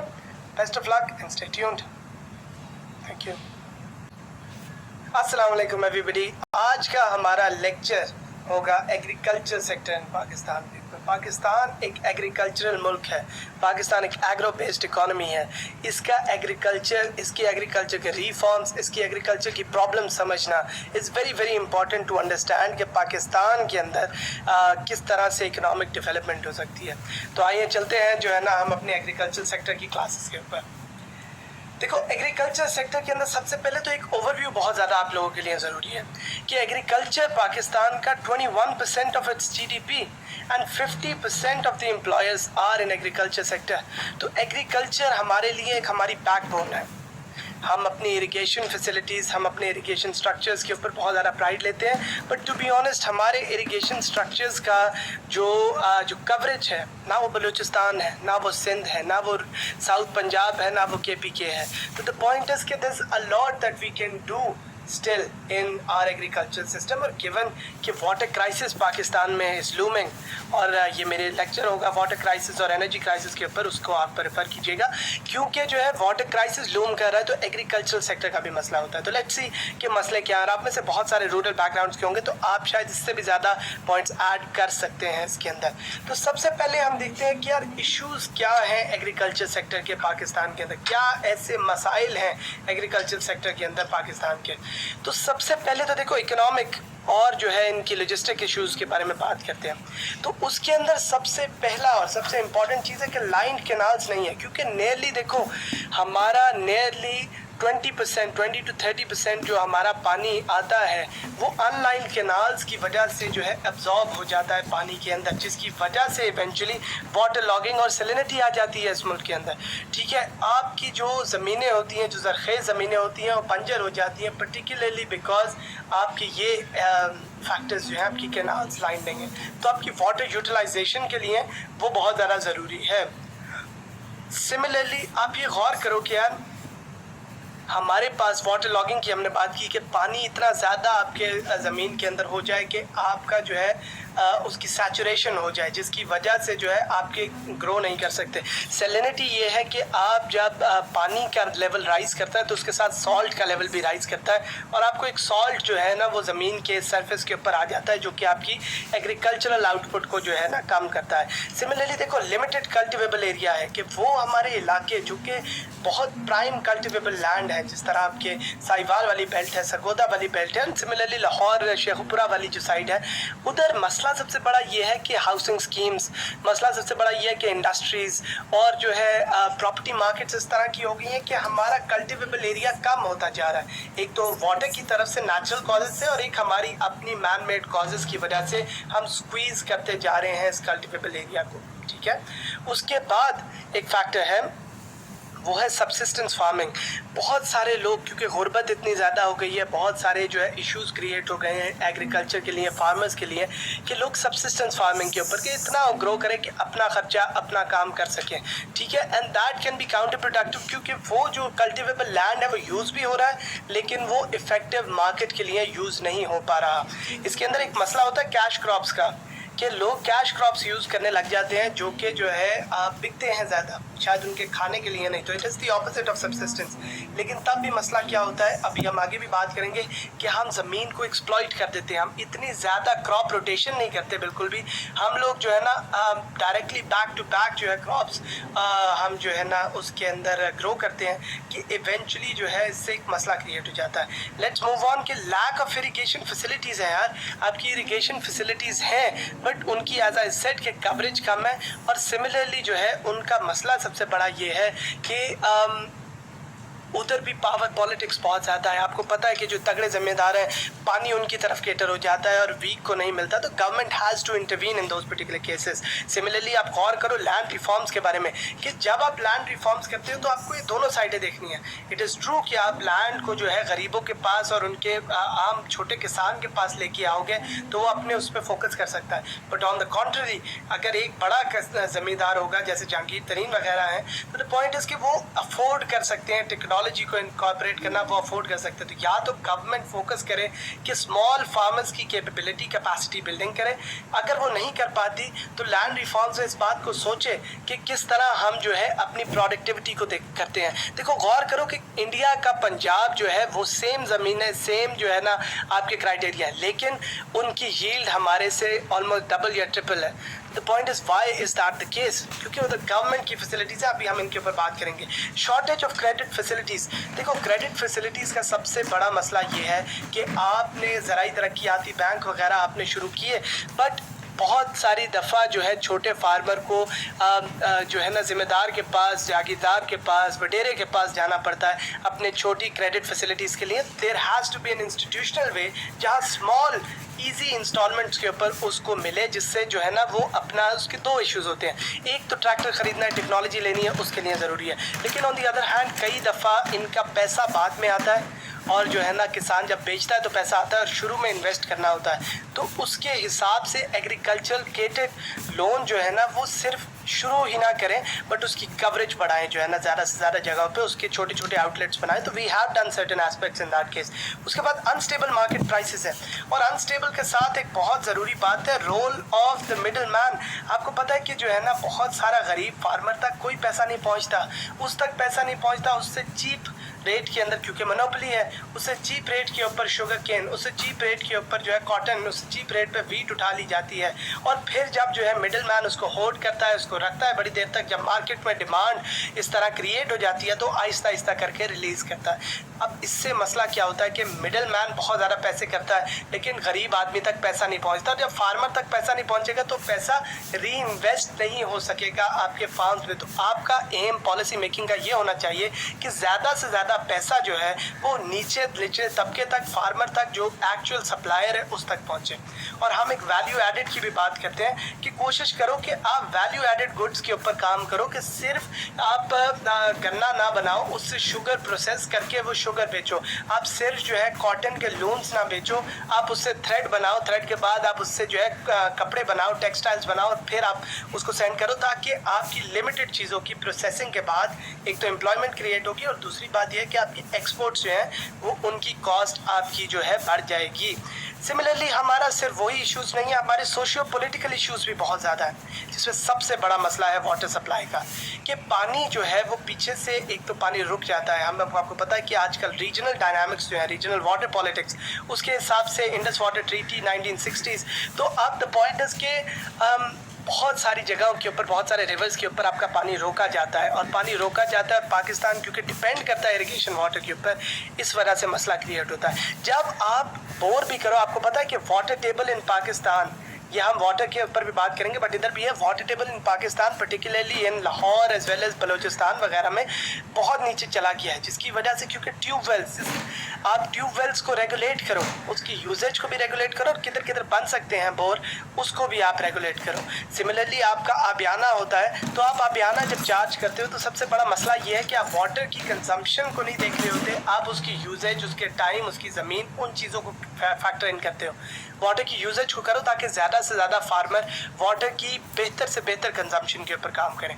अच्छा, उसके बाद lack of agro based research. आपको पता होगा कि यार पाकिस्तान के अंदर फैसलाबाद के अंदर एग्रीकल्चर यूनिवर्सिटी फैसलाबाद जो थी, और इसी तरह सिमिलरली एग्रीकल्चर यूनिवर्सिटीज़ आपकी पेशावर में भी हैं, बहुत सारी जो है वो they used to be one of the best universities. लेकिन अब क्या हो रहा है कि हमारा फोकस मूव कर रहा है एग्रो बेस्ड रिसर्च पे। कोशिश करो कि इनकरेज करें इसको, एग्रो बेस्ड रिसर्च को, ताकि नई स्ट्रैंड्स और जो है ना आपकी बायोलॉजिकली मॉडिफाइड आपके जो सीड्स हैं उनके ऊपर आप काम करें, ठीक है, ताकि आप ज़्यादा से ज़्यादा अपनी जो है टेक्नोलॉजी को इनकॉर्पोरेट करें अपने एग्रीकल्चर सेक्टर के अंदर। उसके बाद मैं आपको ये बात कहता हूँ कि देखो, हाई यील्डिंग जो वैरायटी सीड्स हैं वो मिलनी चाहिए। जो सीड्स होती हैं जो आपकी, वो गवर्नमेंट को सब्सिडी के ऊपर जो है ना उनको देनी चाहिए, ज़्यादा से ज़्यादा देनी चाहिए। सिमिलरली फर्टिलाइज़र्स खाली यूज़ करना ना सिखाएं उन्हें, फर्टिलाइज़र्स खाली उनको प्रोवाइड ना करें, बट उनको सिखाएं कि यार फर्टिलाइज़र्स भी टारगेटेड होते हैं, हर एक चीज़ के लिए हर फर्टिलाइज़र नहीं चलता। आपको पता होना चाहिए वो NPK फर्टिलाइज़र्स होते हैं, आपको पता होना चाहिए। सिमिलरली इंसेक्टिसाइड्स, इनका ज़्यादा यूज़ शायद एक इलिटरेट फार्मर अगर हो तो उसको वो ज़्यादा यूज़ कर ले इसका, बट आपको ये अवेयरनेस क्रिएट करनी है कि उसका एक बैलेंस्ड यूज़ होना चाहिए जो प्रोडक्टिविटी को इंक्रीज़ करे और क्वालिटी को डिक्रीज़ ना करे, क्योंकि आपने एक्सपोर्ट क्वालिटी बनाना है, उसके लिए बहुत ज़्यादा ज़रूरी है। सिमिलरली देखो लिटरेसी का बहुत बड़ा मसला है कि हमारे यहाँ जो है पढ़ा लिखा तबका कभी भी एग्रीकल्चरल सेक्टर के अंदर नहीं जाता, विच इज़ रॉन्ग, जिसके लिए हमें इनकरेज करना चाहिए कि एग्रीकल्चर के लिए भी लिटरेसी रेट्स हो, एजुकेशन आपकी हो, जो कि आपको बताए कि आपको किस तरह से डील करना है डिफरेंट सिचुएशंस के साथ और किस तरह अपने लैंड को आपने मैनेज करना है, ठीक है। सिमिलरली करप्शन है और माफिया पॉलिटिक्स, आपको पता है कि आपकी शुगर जो है मिल वो आपके टॉप पॉलिटिशियंस के पास है, आपको पता है कि आपकी टेक्सटाइल मिल्स टॉप पॉलिटिशियंस के पास है और वो आने नहीं देते इसके अंदर कंपटीशन को। तो इट इज़ वेरी इंपॉर्टेंट कि जो है ना इसको वो एंटी ट्रस्ट लॉज होते हैं, आप उनकी तरफ काम करें ताकि आप कंपटीशन को इंक्रीज़ करें। कंपटीशन को इंक्रीज़ करेंगे तो वो उनकी मोनोपोली पावर जो है ना वो कम हो जाएगी, वो एक पावर नहीं रहेगी जो कि कंट्रोल करेगी और बेहतर रेट मिलेंगे आपके फार्मर को। सो आगे हम इसके ऊपर बात करते हैं यार कि इफ़ेक्ट्स जो है डिक्लाइन के इन एग्रीकल्चरल सेक्टर वो क्या होता है, क्योंकि ये मसले क्रिएट होते हैं आपकी जो है एग्रीकल्चर सेक्टर आपका वीक होता है, तो क्या आपके जो है ना इसके किस तरह आप केटर कर सकते हैं। देखो सबसे बड़ा मसला आपकी फूड सप्लाई कम हो जाती है। इस मुल्क के अंदर मैल न्यूट्रिशन इतनी ज़्यादा है, इस मुल्क के अंदर जो है बहुत बड़ा कंसर्न है आपका कि आपकी जो है इस मुल्क में बहुत बड़ा कंसर्न है कि आपकी मैल न्यूट्रिशन होती है, जिसकी वजह से बहुत सारे लोगों को वो ड्यू जो उनकी जो न्यूट्रिशन है वो उनको प्रोवाइड नहीं की जाती। 43% लोग हैं जो कि फूड इनसिक्योर हैं, जो कि शायद जो है उनको उतना खाना नहीं मिल रहा जो कि जो है अपने खाने के लिए बहुत स्ट्रगल करते हैं। सिमिलरली देखो एक अनएम्प्लॉयमेंट क्रिएट होती है। मैंने आपको बताया था कि 50% आपकी जो लेबर फोर्स है that is in the agriculture sector. तो जब आपकी अनएम्प्लॉयमेंट क्रिएट होगी, जब आप एग्रीकल्चर सेक्टर स्क्वीज होने लग जाएगा, जब एग्रीकल्चर सेक्टर ग्रो नहीं करेगा, जब लैक और इफेक्ट्स यही होते हैं कि फाइनेंसेस फार्मर तक, गरीब आदमी तक नहीं पहुंचते, जिसकी वजह से पॉवर्टी क्रिएट होती है। ठीक है। Reduction in exports of the country, आपकी एक्सपोर्ट्स जो है वो डिक्लाइन करते हैं कंट्री के अंदर। आपकी एक्सपोर्ट्स जो है वो डिक्लाइन इस वजह से करते हैं क्योंकि majority of your exports are in the forms of agriculture. जो है ना आप मैंगोज बेचते हैं, आप जो है कॉटन करते हैं, आप शुगर करते हैं, तो lot of your exports are catered towards जो है ना दीज थिंग्स। तो ज़्यादा ज़रूरी जो है, तो ऑब्वियसली इसके काफ़ी सारे इफेक्ट्स आपकी जो है सोसाइटी के अंदर क्रिएट होती है। But now let's talk about के सोल्यूशंस क्या हो सकते हैं इसके। ज़्यादा ज़रूरी ये चीज़ है। अब आपने देखा कि आपके मसले इकोनॉमिक मसले भी हैं, आपके वाटर के मसले हैं, आपके सोशियो पॉलिटिकल मसले हैं, आपकी अवेयरनेस के मसले हैं, आपके उन चीज़ों के मसले हैं। हमने फिर इफेक्ट्स की बात की और अब हम बात करें सोल्यूशंस की। देखो सोल्यूशंस के अंदर ये है कि डिक्लाइन क्या किस तरह से हम उसको ऊपर कर सकते हैं, किस तरह हम ग्रो कर सकते हैं। सबसे पहली चीज़ जो हमने कहा, एग्रीकल्चर रिसर्च को प्रमोट करो, टेक्नोलॉजी की इनकॉर्पोरेशन को, टेक इनकॉर्पोरेशन को आप प्रमोट करो अपनी जो है सोसाइटी के अंदर। सिमिलरली आप जो है लिटरेसी रेट्स बढ़ाने की कोशिश करो कि आप ये ना करो कि एग्रीकल्चर सिर्फ जो है अनपढ़ लोगों का काम है, बट कोशिश करो कि उनकी भी ट्रेनिंग हो। It does not need to be proper education, it needs to be vocational training. ठीक है, वोकेशनल ट्रेनिंग होनी चाहिए ताकि उनको पता हो कि उनके लैंड को किस तरह से बेहतर यूटिलाइज करना है। तो रिसर्च के साथ उनकी लिटरेसी पे भी काम करो। सिमिलरली कैनाल्स को लाइन करो ताकि ज़्यादा से ज़्यादा पानी आपका रिटेन हो और ज़्यादा से ज़्यादा पानी आपका पहुंच सके। पानी की एग्रीकल्चर के लिए ड्रिप इरिगेशन, ठीक है, ड्रिप इरिगेशन होती है आपकी, उसको यूज़ करो। ठीक है, आज स्प्रिंकलर्स यूज़ करने लग जाओ जो कि जो है पानी की यूटिलाइजेशन को बेहतर करेगा, आपके लैंड के लिए पानी का भी मसला हमारा सॉल्व करेगा और आपकी एग्रीकल्चर के लिए भी वाटर लॉगिंग एंड सैलिनिटी वाले मसलों को कम करने की कोशिश करेगा। ठीक है। सिमिलरली जो है गवर्नमेंट को भी चाहिए कि इंश्योरेंस स्कीम्स प्रोवाइड करें उनको, क्योंकि जो है फार्मर के पास जो है पाकिस्तान में सबसे वॉलेटाइल सेक्टर है, क्योंकि जो है कोई नेचुरल डिज़ास्टर, कोई जो है प्रॉब्लम आती है तो ये डायरेक्टली जो है फार्मर को उसका इशू क्रिएट होता है। सिमिलरली जो है वाटर सप्लाई जो है उसको मीटर करो, उसको मेजर करो कि पानी कितना आ रहा है, पानी कितना जा रहा है, ताकि जो है आप उसको उस हिसाब से चार्ज कर सको। ठीक है।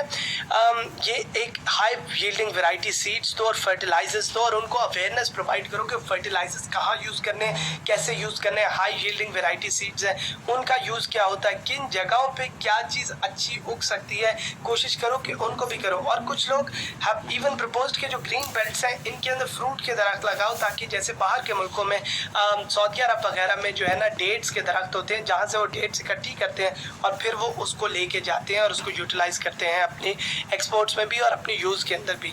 तो आप ये भी करो। आप क्रॉप रोटेशन का काम करो, लेजिस्लेशन लेके आओ कि क्रॉप रोटेशन ज़रूरी है, क्योंकि अगर आपकी ज़मीन एग्जॉस्ट हो जाएगी, ज़मीन बहुत ज़्यादा यूज़ हो जाएगी, तो उससे एक मसला क्रिएट हो जाता है आपकी क्रॉप रोटेशन के लिए। ठीक है। मार्केट प्राइसेस जो है वो इंश्योर करो कि फार्मर तक, लोअर लेवल तक कितना पैसा मैक्सिमाइज करो कि पैसा डिवॉल्व करे आपके फार्मर तक। ठीक है। फार्मर, अगर हमारे गरीब फार्मर तक पैसा आएगा तो पैसा री इन्वेस्ट होगा, पैसा यूज़ होगा। That is very very important. Agro based credit policies, जो हमने बात की कि हमारी क्रेडिट पॉलिसीज़ है, उनकी कवरेज को बढ़ाओ, उनको प्रमोट करो, ज़्यादा से ज़्यादा एग्रीकल्चर का करो, और उनको जो है प्रोविज़न, उनके साथ में प्रोविज़न ऑफ टेक्नोलॉजी, जो हमने कहा था एग्रीकल्चरल टेक्नोलॉजी, एग्रो टेक्नोलॉजी जो है वो उनको प्रोवाइड करो, ठीक है ना। सिमिलरली आप हमने ड्रिप इरिगेशन, स्प्रिंकलर्स की बात की, उनके ऊपर काम करो, और एग्रीकल्चर का कवरेज बढ़ाने की कोशिश करो। आपके बलूचिस्तान की साइड के ऊपर आपका पानी नहीं आता, ठीक है, आपके सिंध के एरियाज़ में, और वो ज़मीनें भी जरखेज़ हो सकती हैं, वो ज़मीनें भी यूटिलाइज हो सकती हैं। तो रिवर की यूटिलाइजेशन में इसमें स्मॉल डैम्स को यूज़ करो, और स्मॉल डैम्स ही नहीं, रिवर बेसिन्स को भी यूज़ करो, जो पानी जो आपका रेन वाटर है उसको भी वो यूटिलाइज कर सके। और सिमिलरली स्मॉल डैम्स पे काम करोगे ताकि वो पानी को यूटिलाइज करो जो कि बाद में इधर लग सके, ठीक है। सिमिलरली इफेक्टिव सब्सिडीज, हम सब्सिडीज बहुत ज़्यादा देते हैं, हम एग्रीकल्चर को टैक्स भी नहीं करते एग्रीकल्चरल इनकम को, लेकिन इसका भी एक प्लेटफॉर्म होना चाहिए कि एग्रीकल्चरल इनकम जो है ना आपकी, उसको टैक्स करो अबव अ सर्टेन अमाउंट, ठीक है। सर्टेन अमाउंट जो कि है, जो बड़े बड़े जागीरदार हैं, जो बड़े बड़े जिम्मेदार हैं, उनसे टैक्स करो, टैक्स का बेनिफिट आए उसको री इन्वेस्ट करो एग्रीकल्चर सेक्टर के अंदर। इफेक्टिव सब्सिडीज़ दो, ऐसी सब्सिडीज़ जिससे एक्चुअली उनको फ़ायदा होता है, ऐसी सब्सिडीज़ दो जिन चीज़ों के ऊपर ज़रूरी है, ठीक है। और उन तक ज़्यादा से ज़्यादा पैसा पहुँचाना, उन तक उनकी जो है ना नॉर्मल ग्राउंड लेवल के ऊपर एग्रीकल्चर को इम्प्रूव करना, ना that should be your main concern. और जिन एरियाज, जिन बेल्ट्स के अंदर है वहाँ प्रमोट करो। चाइना आ रहा है, सीपेक को एग्रीकल्चर के साइड के ऊपर भी लेके जाया जा रहा है। तो ज़रूरत यह है कि आप ही का एग्रीकल्चर फार्मर हो, लेकिन उसको टेक्नोलॉजी और उसकी जो है ना एक्सेस जो है उसका, अगर सप्लायर उसका जो है कोई डिमांड वहाँ से आती है चाइना से, तो that can be good as well. तो इन चीज़ों के ऊपर गौर करो। एग्रीकल्चरल सेक्टर को पढ़ने के लिए आप एनालाइज करो, बहुत सारे पॉइंट्स हैं जो आपके पास भी होंगे। आप उसकी प्रॉब्लम्स को एनालाइज करो कि मसले क्या हैं, क्यों पाकिस्तान में eight one point negative agricultural आपकी जो है ना ग्रोथ हो रही है जो है आपकी जीडीपी के अंदर। तो that is not a very good sign for the country. तो कोशिश करो कि अंडरस्टैंड करो कि मसले क्या है, उसमें नेचुरल इश्यूज़ हैं, सोशियो पॉलिटिकल इश्यूज़ हैं, इकोनॉमिक इश्यूज़ हैं। डिवाइड करो, कैटेगराइज करो। सिमिलरली आप जो है उसकी सोल्यूशंस पे बात करो, उसके इफेक्ट्स पे बात करो जो इस मुल्क के लिए इंपॉर्टेंस है, ये आपके एसेस के लिए भी, और ये आपके जो है एक general idea for current affairs, Pakistan affairs, it is very important. तो इसको वाटर के साथ आप लिंक करते हैं, इसको इलेक्ट्रिसिटी के साथ, रूरल इलेक्ट्रिफिकेशन की भी आप बात कर सकते हैं इसके अंदर। रूरल इलेक्ट्रिफिकेशन किसको कहते हैं? इलेक्ट्रिफिकेशन कहते हैं बेसिकली आपकी ज़मीनों के अंदर, गरीब रूरल एरियाज़ के अंदर बिजली देने को, ठीक है, ताकि वो ट्यूबवेल्स और बाकी चीज़ें वो यूटिलाइज कर सके। तो इनके ऊपर आप फोकस करो तो होपफुली आपका एग्रीकल्चर सेक्टर इससे ग्रो करता है। तो आपके पास कोई पॉइंट है ज़रूर लो, किताब से ज़रूर करो। ये क्लास आपको सिर्फ एक गाइडेंस प्रोवाइड करती है, हमेशा मैं बताता हूँ। इसके साथ किताब रखो, कोई पाकिस्तान अफेयर्स की, शमशाद अहमद की आप ले लो, पाकिस्तान एंड वर्ल्ड अफेयर्स, आप जो है ग्रीन वाली किताब ले लो, वर्ल्ड टाइम्स की, जहांगीर वर्ल्ड टाइम्स की। सारी की सारी चीज़ें आपको बहुत ज़्यादा मदद करेंगी इस चीज़ के लिए जो है ना। तो hopefully that was the agriculture sector for you. और इसके साथ ही आई वुड साइन ऑफ। और आपके जो है ना कोई भी इश्यूज़ हो, आप आर्टिकल्स पढ़ो, डॉन के आर्टिकल्स पढ़ो, and hopefully that should cater to your exam as well. Thank you. Signing off. Everybody, आज का हमारा लेक्चर है external challenges to sovereignty and the geo strategic location of Pakistan. It is very important lecture जो है ना। इसके अंदर हम पाकिस्तान के बारे में बताएंगे कि किस तरह से पाकिस्तान को एक्सटर्नल दुनिया से जो है ना, आप अफ़गानिस्तान, ईरान, चाइना, इंडिया, किस तरह से हमारे नेबर्स के अंदर जो है चैलेंजेस हैं। और सिमिलरली हम बताएंगे कि क्यों पाकिस्तान जो है वो हर टाइम न्यूज़ में होता है, क्यों पाकिस्तान जो है वो बड़ा मुख्तलिफ है बाकी किसी अफ्रीकी मुल्क से या किसी और जो है मुल्क से, जो कि रिलेटिवली इरेलीवेंट हो जाते हैं। जो है ना, पाकिस्तान क्यों हमेशा पूरी हिस्ट्री के अंदर बहुत ज़्यादा रेलिवेंट रहा है। तो let's talk about that. Jio strategic location of Pakistan जो है वो बहुत ज़्यादा ज़रूरी है। और आपका ये पाकिस्तान है, ठीक है। सिमिलरली पाकिस्तान के साथ इंडिया है, इंडिया के साथ ये बांग्लादेश आ गया, आपका चाइना आ गया, अफ़गानिस्तान आ गया, ईरान आ गया, ठीक है। इधर आपके GCC के ममालिक आ जाते हैं और यहाँ आपका सेंट्रल एशियन रिपब्लिक्स आ जाती हैं। आप गौर करो कि यार सेंट्रल एशियन रिपब्लिक्स हैं जो कि एनर्जी जो है ना, एनर्जी कॉरिडोर्स हैं बहुत बड़े। एनर्जी के अंदर गैस, ऑयल, उनकी जो है बहुत बड़ी सप्लाई है। आपके साथ चाइना आ जाता है। चाइना जो कि जो है ना दुनिया के अंदर इकोनॉमिक और मिलिट्री पावर है, जो है ना एक बहुत मेजर इकोनॉमिक मिलिट्री पावर जो है, बडिंग सुपर पावर है चाइना, जो कि जो है ना अमेरिका के बहुत सारे डेट्स और बॉन्ड्स और वो जो है ना सारे के सारे चाइना ने लिए हुए। वेरी इंपॉर्टेंट जो है ना चाइना इस दुनिया के लिए। ईरान इस दुनिया के लिए बहुत ज़्यादा इंपॉर्टेंट है। ईरान का ईरान डील, ईरान की जो है ना पर्शियन हिस्ट्री, ईरान की जो है न्यूक्लियर पॉलिसी, ईरान की जो है आपकी ईरान की का रोल जो है दुनिया के अंदर प्रॉक्सी वॉर्स के अंदर और हर एक चीज़ के अंदर। तो ईरान भी बहुत ज़्यादा ज़रूरी है दुनिया में। चाइना बहुत ज़्यादा ज़रूरी है। सेंट्रल एशियन रिपब्लिक्स अपनी एनर्जी की वजह से, जीसीसी जो कि अरब मुल्कों को, गल्फ कॉपरेशन काउंसिल जो है ना जो कि अरब मुल्कों को कहा जाता है एक वर्ड, वो आपके बिल्कुल साथ हैं। इधर एक मैंने चीज़ लिखी, मॉनिटर कर सकते हैं आप SLOCs। इधर आपके गवादर है, इधर से सारी दुनिया की तेल की जो है सप्लाई जाती है, ऑयल की। इधर से जो है ना आपका पता है कि इधर जो है आपका दुबई है, ऑयल की ट्रेड जाती है। आपका जो है चाबहार पोर्ट बन रहा है तो इंडिया ने इधर से मूव करना है। और कुछ होता है तो इंडियन ओशियन जो है वो एक सेंट्रल रूट है दुनिया का। उस इंडियन ओशियन को गवादर पोर्ट के थ्रू, उस इंडियन ओशियन को पाकिस्तान की कोस्ट लाइन के थ्रू हम जो है मॉनिटर कर सकते हैं। स्ट्रेटेजिक SLOCs कहते हैं स्ट्रेटेजिक लाइंस ऑफ कम्युनिकेशन के मूव करने के, कम्युनिकेशन के, मैसेजेस भेजने के स्ट्रेटेजिक लाइंस जो हैं उनको हम मॉनिटर कर सकते हैं इससे। ईरान जो है वो मैंने आपको बताया है कि पोस्ट JCPOA जो joint cooperative plan of action, उसके अंदर, उस सिनारियो के अंदर ईरान बहुत ज़्यादा रेलिवेंट है, बहुत ज़्यादा ज़रूरी है। और आखिरी आपका अफ़गानिस्तान और इंडिया दोनों। अफ़गानिस्तान जो है वो आपका वॉर ऑन टेरर की वजह से पूरी दुनिया के अंदर हमेशा Afghanistan has been the crossroads of the जो super powers of the world, हमेशा आता रहा है। हमेशा लोग जो है अफ़गानिस्तान के ऊपर अटैक होते रहे। सोवियत रिपब्लिक ऊपर से आई अफ़गानिस्तान के लिए। ये वही पानी है जिसके लिए 1979 के अंदर सोवियत रिपब्लिक जो है वार्म वाटर पोर्ट के लिए नीचे आ रहा था। Gwadar port, warm water deep sea Gwadar port, जो कि वार्म वाटर पोर्ट होता है पूरे साल चलता रहता है। डीप सी होता है जिसके अंदर जो है सीधा जो है शिप आके बिल्कुल डॉक पे खड़ी हो सकती है। ठीक है, अफगानिस्तान का वॉर ऑन टेरर है। पाकिस्तान इस ऐसी लोकेशन के अंदर, सेंट्रल लोकेशन के अंदर है, सारों से कनेक्टेड है।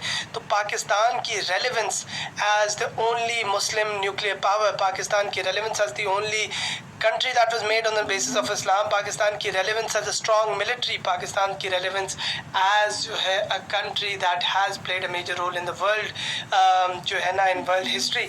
पाकिस्तान की जियो स्ट्रेटेजिक लोकेशन, जियो स्ट्रेटेजिक किसको कहते हैं? जियोग्राफी की वजह से। स्ट्रैटेजी हमेशा सिक्योरिटी, स्ट्रैटेजी हमेशा सिक्योरिटी के पर्सपेक्टिव से देखी जाती है। तो जियो strategic location of Pakistan, Pakistan की जियोग्राफी किस तरह उसकी सिक्योरिटी के चैलेंजेस के ऊपर है।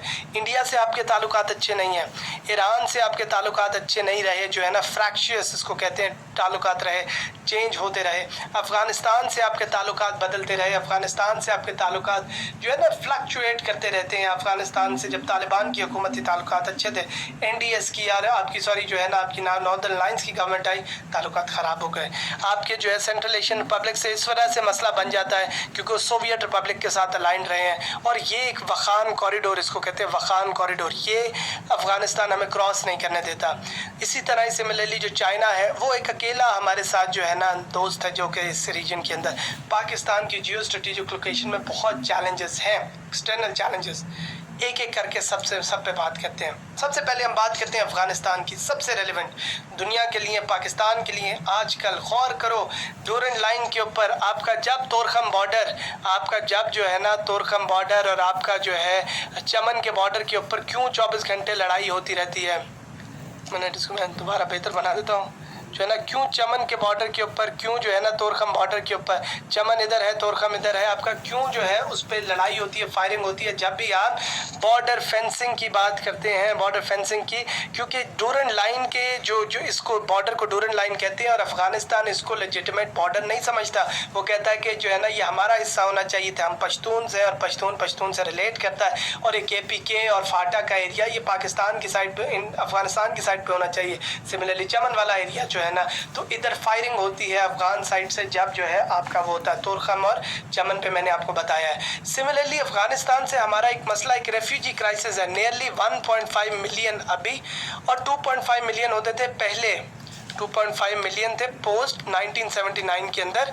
2.5 जो है मिलियन अफगान रेफ्यूजीज पाकिस्तान में आए और अभी भी 1.5 मिलियन है जो कि कब से यहाँ रह रहे हैं, जो यहाँ पैदा हुए, बड़े हुए, एजुकेशन ली अफगानिस्तान के, वो रेफ्यूजीज आज तक हैं। उनको किस तरह रीपैट्रिएट करना है, किस तरह उनको वापस भेजना है, किस तरह उनको डील करना है, किस तरह उनको इनकॉर्पोरेट करना है अगर अपनी सोसाइटी में तो किस तरह करना है। क्योंकि पश्तून्स और अफगान्स के अंदर इतना बड़ा डिफरेंस नहीं होता, क्योंकि वो भी पश्तून से, हम भी पश्तून से, और वो रिलेट कर जाते हैं और ये एक मसला क्रिएट हो जाता है। उसके बाद ड्रग ट्रैफिकिंग, तालिबान का सारा पैसा बना ही ओपीएम की ट्रेड से, जो है ना, ओपीएम जिससे हेरोइन बनती है आपकी, ड्रग ट्रैफिकिंग, ये जो एरिया है ना, ये सारा का सारा एरिया, ये जनरली एरिया जो है सारा ड्रग्स के लिए कैपिटल है बेसिकली दुनिया का, ओपीएम ट्रेड किया और बाकी जो है ना ग्रोथ का। तो इस वजह से इधर से पूरी दुनिया में जो है ना सप्लाई जाती है। तो उधर से जो पैसा बनता है, ड्रग्स से जो पैसा बनता है, वो पैसा जो है यूटिलाइज करते हैं ये लोग और उसको दहशतगर्दी में इस्तेमाल किया जाता है।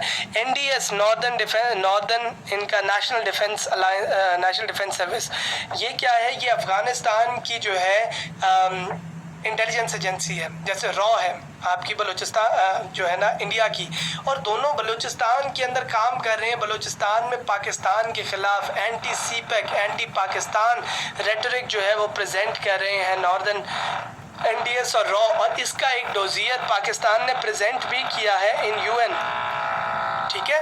उसके बाद जो है पाकिस्तान की अपोजिशन की इन्होंने जो है ना हार्ट ऑफ एशिया कॉन्फ्रेंस में, सार्क में, एससीओ में, हर फोरम पे पाकिस्तान के खिलाफ एक नैरेटिव, इवन यूएन के जो है ना जनरल असेंबली के इजलास के अंदर अशरफ गनी ओपनली क्रिटिसाइज पाकिस्तान। फिर मैंने आपको बताया कि कार्स जो है उनके साथ आपका जो कॉन्टैक्ट है उसको थ्रेट करता है अफगानिस्तान कि हम तुम्हें इधर से उधर नहीं जाने देंगे, उनसे यहाँ सेंट्रल एशियन रिपब्लिक्स हैं तो ये एरिया, ये छोटा सा कॉरिडोर नहीं मूव करने देंगे। हमें ज़रूरत है कि उनके साथ कासा, टैपी, जितने भी हम इकोनॉमिक एनर्जी के कॉरिडोर बनाते हैं वो सब के सब सेंट्रल एशियन रिपब्लिक से की वजह से जो है ना हम कर सकते हैं, लेकिन थ्रेट में है। फिर उसके बाद पाकिस्तान पे ब्लेम होता है कि हम हकानी नेटवर्क ऑपरेट करता है, मेजॉरिटी अगर करता है। आपने हमेशा बात करनी है अलेज्ड पाकिस्तान पे डोनाल्ड ट्रंप की एलिगेशन क्या है कि जो है ना पाकिस्तान हकानी नेटवर्क को सपोर्ट करता है।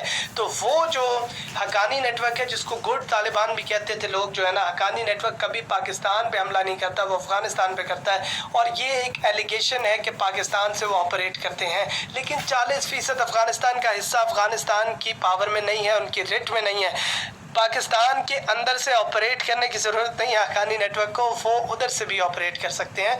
लेकिन जो है बात यह है कि हकानी नेटवर्क की एलिगेशन बार बार डोनाल्ड ट्रंप की पॉलिसीज़ में, जब भी अमेरिका क्रिटिसाइज़ करेगा, आपके सैंक्शंस लगाई अभी अमेरिका ने हमारे जो एड कट की, वो इसी बेसिस पे हकानी नेटवर्क को हम सपोर्ट करते हैं, जो कि reason for the failure of Afghan war America consider करता है उधर।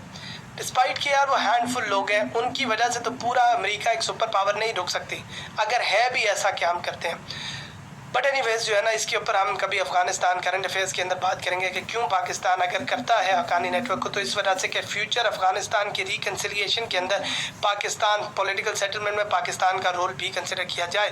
वॉर ऑन टेरर के बाद पाकिस्तान की जो सेटलमेंट अफगानिस्तान के साथ हुई, जो किस तरह से हुई, और अफगानिस्तान के अंदर एक इंडियन रोल, ये बहुत ज़रूरी है, इसको भी एक पॉइंट बना लो कि इंडियन रोल जो है वो बढ़ गया, इंक्रीज़ हो गया। आपकी जो है हेरात डैम, आपका जो है पार्लियामेंट उधर की चाबहार पोर्ट, सारा कुछ जो है वो इंडिया ने बनवा के दिया, इंडिया ने इकोनॉमिक एड दी, हमने पॉलिटिकल उनके साथ ताल्लुकात बनाए। तो इस वजह से जो है ना अफगानिस्तान और पाकिस्तान के रिलेशनशिप्स वीक हैं। ये डिफरेंट डायमेंशंस हैं हमारे रिलेशनशिप की अफगानिस्तान और पाकिस्तान के बीच में, ठीक है। इसके बाद हम चलते हैं इंडिया के साथ रिलेशनशिप में। यार इंडिया के साथ भी रिलेशनशिप हमारे जो है ना वो काफ़ी ऑब्वियस सी बात है, हम लोग अलहदा हुए थे इकट्ठे, हमारा कल्चर, हिस्ट्री, लैंग्वेज जो है ना बहुत कुछ हमारा सिमिलर है, फूड हमारा सिमिलर है, लेकिन जो है ना हमारे इंडिया के साथ रिलेशनशिप्स जो है ना वो वीक रहे। क्यों रहे वीक? सबसे पहले एक इसके अंदर मसला वाटर क्राइसिस आजकल बहुत रेलिवेंट, इंडस वाटर ट्रीटी के हिसाब से आपने 3 रिवर उनको दे दिया, 3 रिवर हमें मिल गए, मैंने पिछले लेक्चर्स में भी किया, 3 रिवर्स जो है ना उनको मिल गए, 3 हमें मिल गए। अब इंडिया कंस्ट्रक्ट कर रहा है रटल और किशन गंगा डैम जो है ना, जो कि हमारे सतलुज हमारे चिनाब और झेलम के ऊपर, जो कि हमारे रिवर्स थे, लेकिन वो ये कहते हैं कि क्योंकि एक पानी एक रेयर रिसोर्स है जिसको आप यूटिलाइज नहीं करते, वो निकल के समुद्र में चला जाता है, अगर आप नहीं करेंगे तो हम कर लेंगे उसको यूटिलाइज।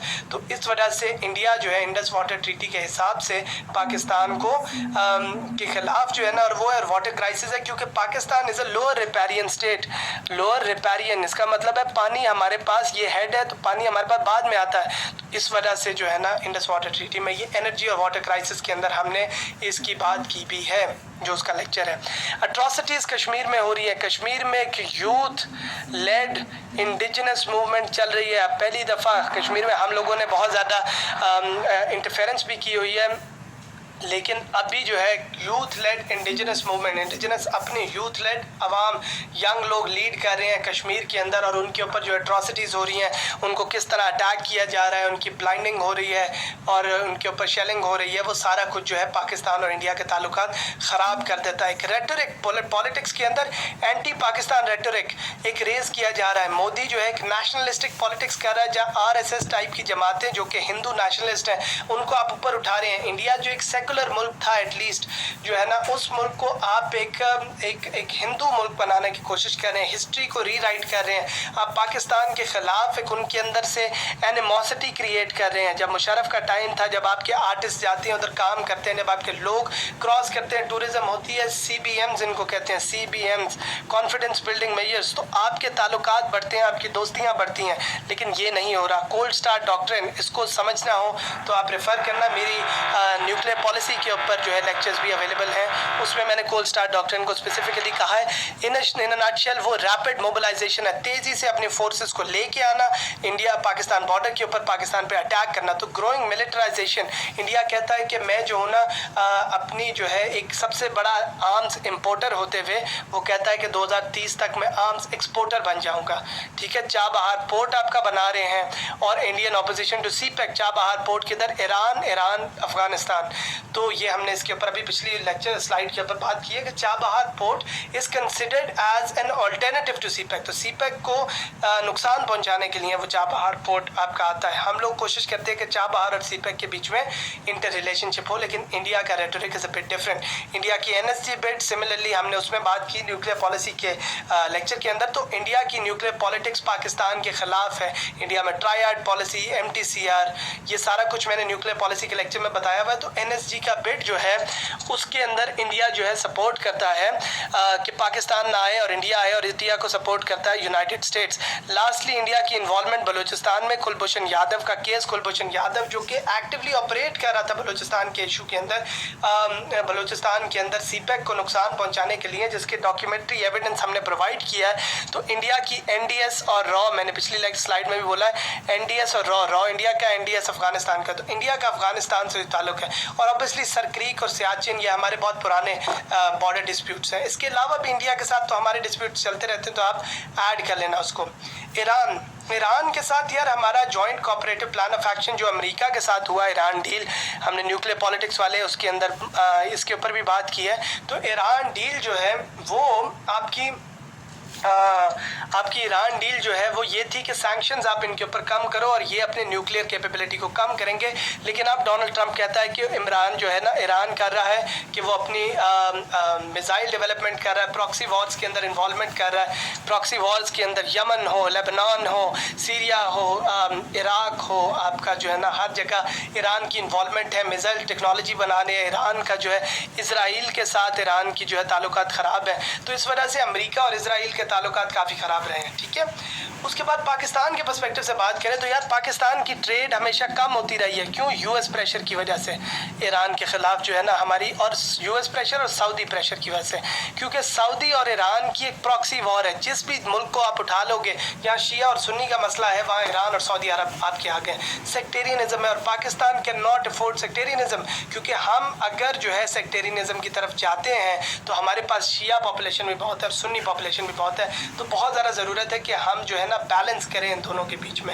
आखिरी आपका ये है कि ईरान पाकिस्तान गैस पाइपलाइन जो है ना वो बहुत ज़्यादा ज़रूरी है। ईरान ने अपनी साइड की गैस पाइपलाइन जो है वो क्रिएट कर दी है। ईरान ने जो है ना, ईरान आपका इस तरह आता है, तो ईरान ने अपनी साइड की, यहाँ चाबहार पोर्ट है, तो चाबहार पोर्ट भी हमारा एक इनसे एक पॉइंट ऑफ कंटेंशन भी है। लेकिन हमारा ताल्लुकात, क्योंकि हम CPEC बना रहे हैं, चाबहार बना रहे हैं, और इधर गवादर है, तो ईरान पाकिस्तान गैस पाइपलाइन हमें बनानी चाहिए। उन उन्होंने हमारे बॉर्डर तक बना दिए, हमने नहीं डेवलपमेंट की। ईरान का role OIC, Organisation of Islamic countries, ECO जो है आपका इकोनॉमिक कोऑपरेशन ऑर्गेनाइजेशन, ECO के अंदर, SCO के अंदर, ECO के अंदर तेहरान पाकिस्तान, ईरान, पाकिस्तान और टर्की है, और SCO के अंदर वो एक मेंबर स्टेट है। सारों के अंदर पाकिस्तान और ईरान के जो है ताल्लुकात अच्छे होते हैं। ईरान के साथ हम मिले हैं, हमें बैलेंस करना है ईरान को और सऊदी अरब को, हम कोई एक साइड नहीं ले सकते, ठीक है। आखिरी हम इसके अंदर बात करते हैं चाइना की। चाइना के साथ हमारे ताल्लुकात किस तरह हैं, क्योंकि हमारा एरिया है ना, हमने बता रहे हैं चाइना के साथ हमारे ताल्लुकात बहुत बेहतर हैं। हमेशा से हमारी लॉन्ग स्टैंडिंग हमारी जो है ना इनके साथ फ्रेंडली रिलेशनशिप्स है। शुक्र है कि किसी के साथ तो फ्रेंडली रिलेशनशिप्स हमने रखे हैं। लेकिन मसला क्या है, मसला अभी मैं आपको बताता हूँ। पहले मसले से पहले आपको बताते हैं रिलेशनशिप्स किस तरह। चाइनीज़ के साथ हमारा CPEC आ रहा है। CPEC आपका जो है ये आपका पाकिस्तान है, ये आपका चाइना है इस साइड के ऊपर, इधर से आपका CPEC आ रहा है जो शिनजियांग एक जगह है, ठीक है। शिनजियांग से जो है आपका चलेगा और आपके गवादर तक जाएगा और गवादर के थ्रू आगे निकलेगा। तो वो अपनी वेस्टर्न चाइना को एक अल्टरनेटिव रूट प्रेजेंट कर रहे हैं, जिसके थ्रू वो वेस्टर्न चाइना को, ये वाला एरिया चाइना का जो ये वाला एरिया है इसको डेवलप करना चाह रहे हैं, क्योंकि चाइना अभी तक सिर्फ ईस्ट में डेवलप हुआ हुआ है। अब्जॉर्ब करना चाहते हैं वो सेपरेटिज्म को, और उनको एक अल्टरनेटिव चाहिए, क्योंकि आपको पता है साउथ चाइना सी जो है अल्टरनेटिव टू साउथ चाइना सी के अंदर थ्रेट सबसे बड़ी ये सब अमेरिकन एलाइज हैं उधर, और उधर से सारी चाइना की ट्रेड जाती है, और चाइना की ट्रेड तो है ही सारी समुद्रों में, और चाइना चलता ही ट्रेड से है। तो अगर चाइना की ट्रेड जो है वो रिस्ट्रिक्ट कर दी जाए साउथ चाइना सी के एरिया के अंदर, तो that can create a major issue for China. तो द पॉइंट इज कि इस वजह से साउथ चाइना सी जो है उसके ऑल्टरनेटिव लेने के लिए वो CPEC बनाना चाह रहे हैं अपनी वेस्टर्न उसके अंदर, और उधर इस वेस्टर्न एरिया के अंदर ईटम, ईस्ट तुर्कमेनिस्तान जो है, ईस्ट तुर्किस्तान इंडिपेंडेंस मूवमेंट जो है ना, और ओइगर्स उनको कहते हैं, वो जो है इधर ऑपरेट करते हैं और कहते हैं कि मुसलमान लोग हैं जो कहते हैं कि हमने अलहदा होना चाइना से। तो चाइना चाहता है डेवलपमेंट हो और उस तरह, तो इस वजह से चाइना CPEC की तरफ जा रहा है। CPEC का लेक्चर आपको करंट अफेयर्स में सेपरेट मिलेगा, ठीक है। रोल इन एनर्जी बिड में चाइना ने हमारी सपोर्ट की, न्यूक्लियर सप्लाईज ग्रुप में चाइना हमें यूएन सिक्योरिटी काउंसिल के अंदर चाइना हमें मदद करता है। मसूद अजहर और हाफिज सईद के ऊपर सैंक्शंस नहीं लगने देता। SCO के अंदर चाइना जो है आपको लेके आया, शंघाई कोऑपरेशन ऑर्गेनाइजेशन के अंदर, उसके अंदर लेके आया। चाइना ने आपको लोन्स दिए through Asian investment and infrastructure bank, ताकि आपको IMF वगैरह के पास ना जाना पड़े, इनको थोड़े इंटरेस्ट के ऊपर चाइना ने आपको ये लोन्स दिए। CPEC के थ्रू चाइना ने आपको सारे सूबों को लोन्स भी दे रहा है, आपकी एनर्जी कॉरिडोर बन रहा है, आपके रेलवेज बन रही हैं, आपके रोड्स बन रही हैं, उसके साथ चाइनीज़ इन्वेस्टमेंट आ रही है। चाइना ने चाइनीज़ फर्म्स ने आपके साथ स्टॉक एक्सचेंज में इन्वेस्ट किया, गवादर पोर्ट के अंदर जो है चाइना कर रहा है, ठीक है। इसके ऊपर अभी मैं आखिरी एक बात वो दूंगा। चाइना मिलिट्री रिलेशनशिप्स कर रहा है, जिस टाइम दुनिया कुछ नहीं आपके साथ कर रही थी, मिलिटरीली आपको सपोर्ट नहीं कर रही थी, चाइना सपोर्ट कर रहा था, मिलिट्री ड्रिल्स कर रहा था आपके साथ। लेकिन हमेशा ये बात याद रखो, चाइना का अपना भी इंटरेस्ट है, सिर्फ दोस्ती में नहीं है, चाइना को एक्सेस चाहिए इस रीजन का। और EIC जब आया था, मैं ये नहीं कह रहा EIC जब आया था वो ट्रेड करने आया था, लेकिन हमने एक स्पेस प्रोवाइड की। CPEC is not a game changer yet, it has the potential to be a game changer. इसी तरह चाइना के साथ ताल्लुकात हमारे बहुत अच्छे हैं, हमारा काम है हम उससे कितना फ़ायदा उठाते हैं, वरना हमारा डेफिसिट भी बहुत बड़ा है चाइना के साथ। हम जो है ना बेगर्स कैन बी चूजर्स, तो हमारा डिप्लोमेटिक लेवरेज भी नहीं है चाइना के साथ। हम उनको टैक्स की भी एग्जाम्पशन देते हैं, उनके बंदों को हम वीज़ा देते हैं तो वो हमें वीज़ा नहीं देते। ये सारी की सारी बातें बहुत ज़्यादा ज़रूरी हैं, और पाकिस्तान के एक्सटर्नल सिक्योरिटी चैलेंजेस को समझने के लिए भी बहुत ज़्यादा ज़रूरी हैं, और इसके जियो स्ट्रेटेजिक लोकेशन को। So thank you, and hopefully आपसे अगले लेक्चर में बात होती है। Thank you.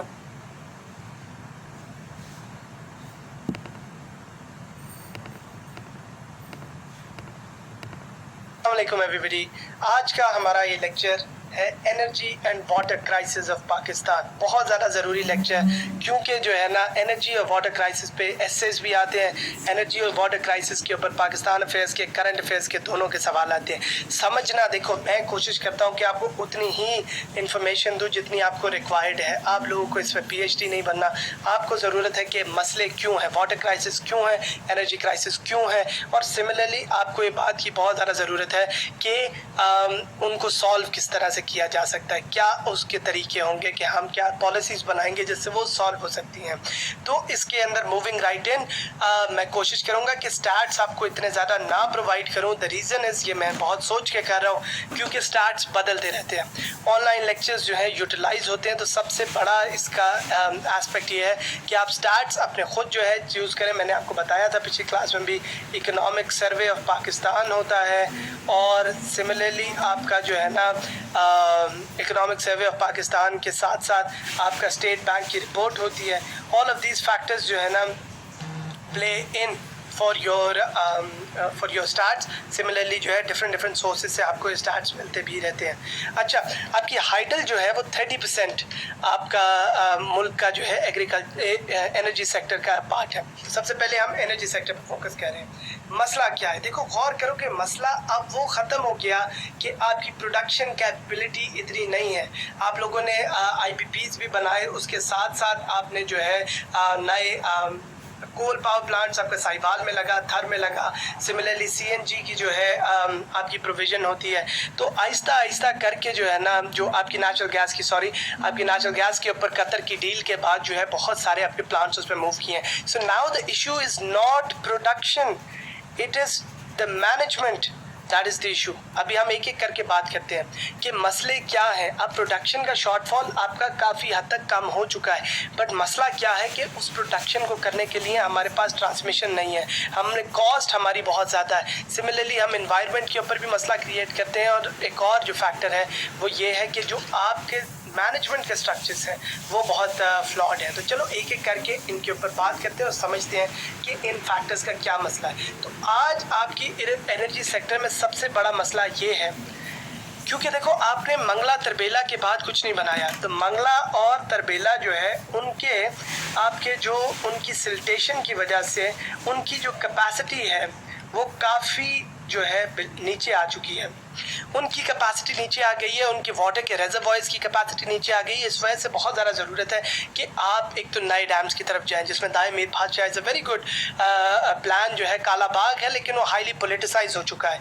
बट आप नए डैम्स की तरफ जाएंगे और स्मॉल डैम्स की तरफ जाएंगे, छोटे डैम्स जो कि पानी को भी स्टोर करें और छोटे डैम्स जो कि आपकी जो है डिफरेंट एरिया के अंदर कवरेज भी दे सकें आपकी इलेक्ट्रिसिटी की, जो कि एक मॉडल पहाड़ों के अंदर बहुत ज़्यादा यूज़ होता है। जो बंदे गए हुए हैं गिलगित बल्तिस्तान, उधर आपने देखा होगा कश्मीर के अंदर के छोटे टर्बाइंस लगे होते हैं जो उस पूरे गांव को देते हैं। तो आपको जो है ना डिफरेंट एरियाज़ के हिसाब से केटर करके एक डिफरेंट स्ट्रक्चर्स बनाने हैं। अच्छा, पहली प्रॉपर हमारी जो मसला है वो क्या है, हमारा कॉस्ट ऑफ प्रोडक्शन।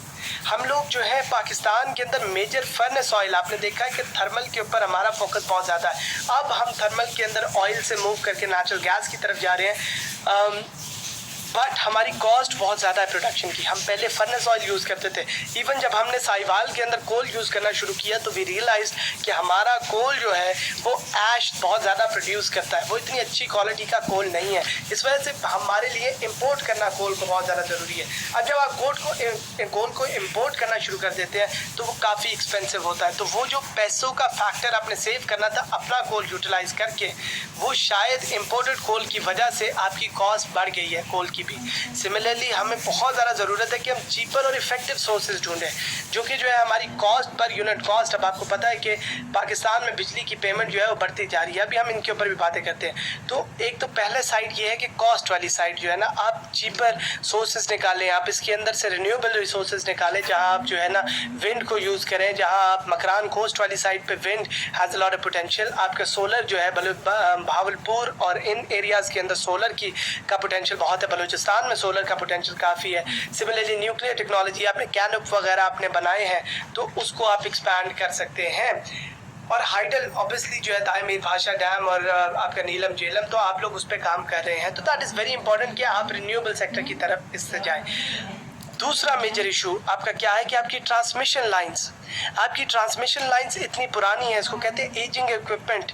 आपकी इक्विपमेंट इतनी पुरानी है, ट्रांसमिशन लाइंस इतनी पुरानी है कि उसकी वजह से लाइन लॉसेज होते हैं। पाकिस्तान में line losses can reach up to 15 to 16%, जबकि दुनिया के अंदर लाइन लॉसेज 3 to 5% के ऊपर लिंक करते हैं। तो द पॉइंट इज़ कि आपने पूरा सीपैक बना दिया और आपने सिर्फ लाहौर मटियारी ट्रांसमिशन लाइन उसके अंदर बनाई है। आपने जो है मटियारी और अब मटियारी फैसलाबाद भी है, बट द पॉइंट इज कि आपने इतनी लिमिटेड कवरेज की अपनी ट्रांसमिशन लाइंस की, लेकिन आप प्रोडक्शन जो है कर रहे हैं, आप कैपेसिटी बिल्ड कर रहे हैं, लेकिन आपके पास उसको कॉम्प्लीमेंट करने के लिए ट्रांसमिशन लाइंस नहीं है। ठीक है, आपकी जो ओल्ड ट्रांसमिशन लाइंस है वो एडेड कैपेसिटी को सपोर्ट ही नहीं कर पाती। तो आप प्रोड्यूस कर लोगे, अगर उसको ट्रांसमिट नहीं कर पाओगे तो it is not exactly as useful. अब इसके अंदर बात यह है कि नई ट्रांसमिशन लाइंस, अभी हम सोल्यूशन पे आएंगे कि नई ट्रांसमिशन लाइंस डालना बहुत ज़रूरी है। उसके साथ साथ अभी हम जब मैनेजमेंट के ऊपर आते हैं, इससे अगला पॉइंट, और इसके ऊपर बात हम करते हैं कि मैनेजमेंट इश्यूज़ क्या है। मैनेजमेंट इश्यूज़ यार सबसे बड़े एक तो ये हैं कि आपके पावर थेफ्ट की आप एक बात करो, पाकिस्तान के अंदर पावर थेफ्ट होता है। और पावर थेफ्ट मैं इसकी बात नहीं कर रहा जो एक साथ वाले घर वाला एक कुंडा डाल लेता है और उधर से जो है बिजली ले लेता है, तो that is a factor, yes it is true. But मसला सबसे बड़ा होता है जो बड़ी बड़ी इंडस्ट्रीज़ आपकी पिछले 5-5 सालों से उनके बिजली के बिल उन्होंने नहीं भरे हुए, जो बड़ी बड़ी जो है आपकी फर्नेसेस हैं, जो आपकी एग्रीकल्चर जिम्मेदार वगैरह हैं, वो जो बिजलियाँ यूज़ करते हैं अपने पॉलिटिकल क्लाउड की वजह से, अपने पॉलिटिकल क्लाउड कहते हैं इन्फ्लुएंस को, उसकी वजह से जो है वो पे नहीं कर पाते, वो पे नहीं करते, और उससे एक मसला क्रिएट होता है, एक बैकलॉग क्रिएट होता है। अभी हम सर्कुलर डेट पर बात करते हैं, तो पावर थेफ्ट हो गई। उसके बाद लूप होल्स है वापडा और एनटीडीसी। एनटीडीसी होता है आपका national transmission and dispatch company, ठीक है, तो मेनली ट्रांसमिशन के ऊपर काम करती है। अभी मैं इसको आपको स्ट्रक्चर बताता हूँ। सिमिलरली जो है लूप होल्स जो है वो है कि वापडा किन चीज़ों को ऑपरेट करती है, एनटीडीसी किसको करती है। वापडा प्रोडक्शन कैपेसिटी बढ़ा रही है, एनटीडीसी कह रही है कि हम ट्रांसमिशन नहीं कर सकते। एक जो है ना एक इशू है, और उसके साथ रेड टेप और करप्शन बहुत ज़्यादा। रेड टेप कहते हैं जब एक ब्यूरोक्रेटिक प्रोसीजर्स बहुत ज़्यादा हो जाए कि आपके काम को डिले करने लग जाए, तो उसको रेड टेप कहते हैं। ठीक है, अब मैं सर्कुलर डेट की आपको बात बताता हूँ। देखो, lack of payment, circular debt का सबसे बड़ा इशू क्या है? सर्कुलर डेट का सबसे बड़ा इशू आपके मुल्क में ये है कि आपकी पुरानी फर्म्स हैं, ठीक है, सॉरी पुरानी फर्म्स नहीं, आपकी ऑयल फर्म्स हैं। आपने बाहर से ऑयल फर्म से, अब मैं आपको सर्कुलर डेट समझा रहा हूँ कि होता क्या है, तो ये समझो ज़रूर, जो है ना बड़ा अच्छा कॉन्सेप्ट है। आपकी तेल है, आपने तेल ख़रीद लिया कंपनियों से, तेल ख़रीद लिया, तेल लिया पीएसओ ने पाकिस्तान के अंदर, पाकिस्तान में पीएसओ ने तेल लिया, तो तेल वो देती है आईपीपीज़ को या जेनकोस को। आईपीपीज़ कहते हैं इंडिपेंडेंट पावर प्लांट्स को, ठीक है, जो बेनज़ीर के टाइम से लगे और इंडिपेंडेंट पावर प्लांट्स हैं, और इनकी मैं अभी आपको कैपेसिटी पेमेंट्स के बारे में भी आपको बताता हूँ थोड़ा सा, ठीक है। तो आईपीपीज़ को आपने जो है ना दिया इधर ही। उसके बाद आईपीपीज़ जेनकोस होते हैं, जैसे आपका लेस्को मेस्को जो है ना, ये आपके शहरों के जो आपके होते हैं प्रोडक्शन हाउसेस। अब उधर जो है उनके अंदर जो है आपकी जो बिजली है वो भेजते हैं national transmission and dispatch company, NTDC के जो नेशनल ग्रिड जिसको आप कहते हैं, उधर भेजते हैं। अब इधर वापडा जो है वो आपका पर्टिकुलरली जो हाइडल पावर है ना, वो वापडा प्रोवाइड करता है आपको, हाइडल, ठीक है। फिर उसके बाद डिस्कोज आ जाते हैं। आपके डिस्कोज जो हैं वो आपके जो है क्या होते हैं, आपके डिस्कोज बेसिकली डिस्पैच करते हैं। डिस्कोज होते हैं जैसे केईएससी, जैसे जो आपका लाहौर का जो है ना आपके हैं।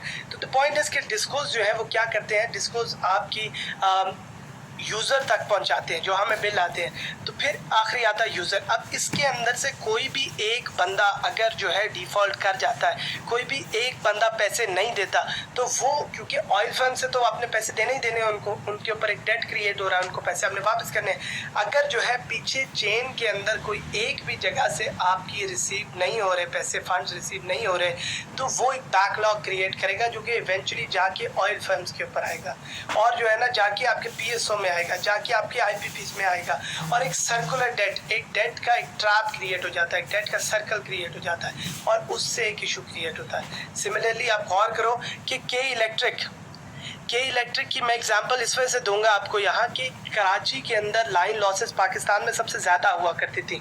कराची में आपने क्या किया कि जो आपका ये डिस्को है बेसिकली जो है ना केईएस की, तो ये जो इनकी केईएससी है, केईएससी के अंदर सिचुएशन कुछ इस तरह है कि केईएससी से जब के इलेक्ट्रिक आपने किया और चाइनीज़ फर्म को जो है आपने दिया, तो चाइनीज़ फर्म से सिचुएशन कुछ इस तरह से आई कि उधर से लाइन लॉसेस आपके कम हो गए, आपके रेवेन्यू कलेक्शन बढ़ गई और आपकी इफेक्टिवनेस बढ़ गई।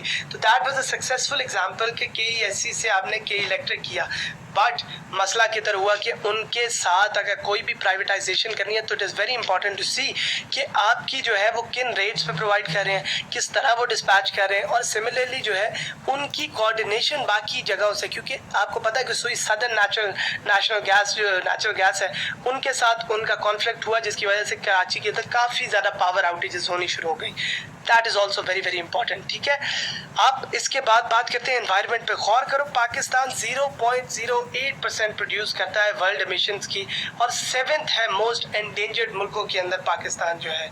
उसके बाद गौर करो कि हम लोगों के लिए ग्लोबल वार्मिंग, हम लोगों के लिए जो ये क्लाइमेट चेंज है, that would create a major issue, क्योंकि हमारे लोग गरीब जो होते हैं वो वल्नरेबल होते हैं, वो अफोर्ड नहीं कर सकते। एक छोटा सा डिज़ास्टर शायद अमेरिका में इतना बड़ा इम्पैक्ट ना क्रिएट करे, पाकिस्तान में ज़्यादा क्रिएट करता है।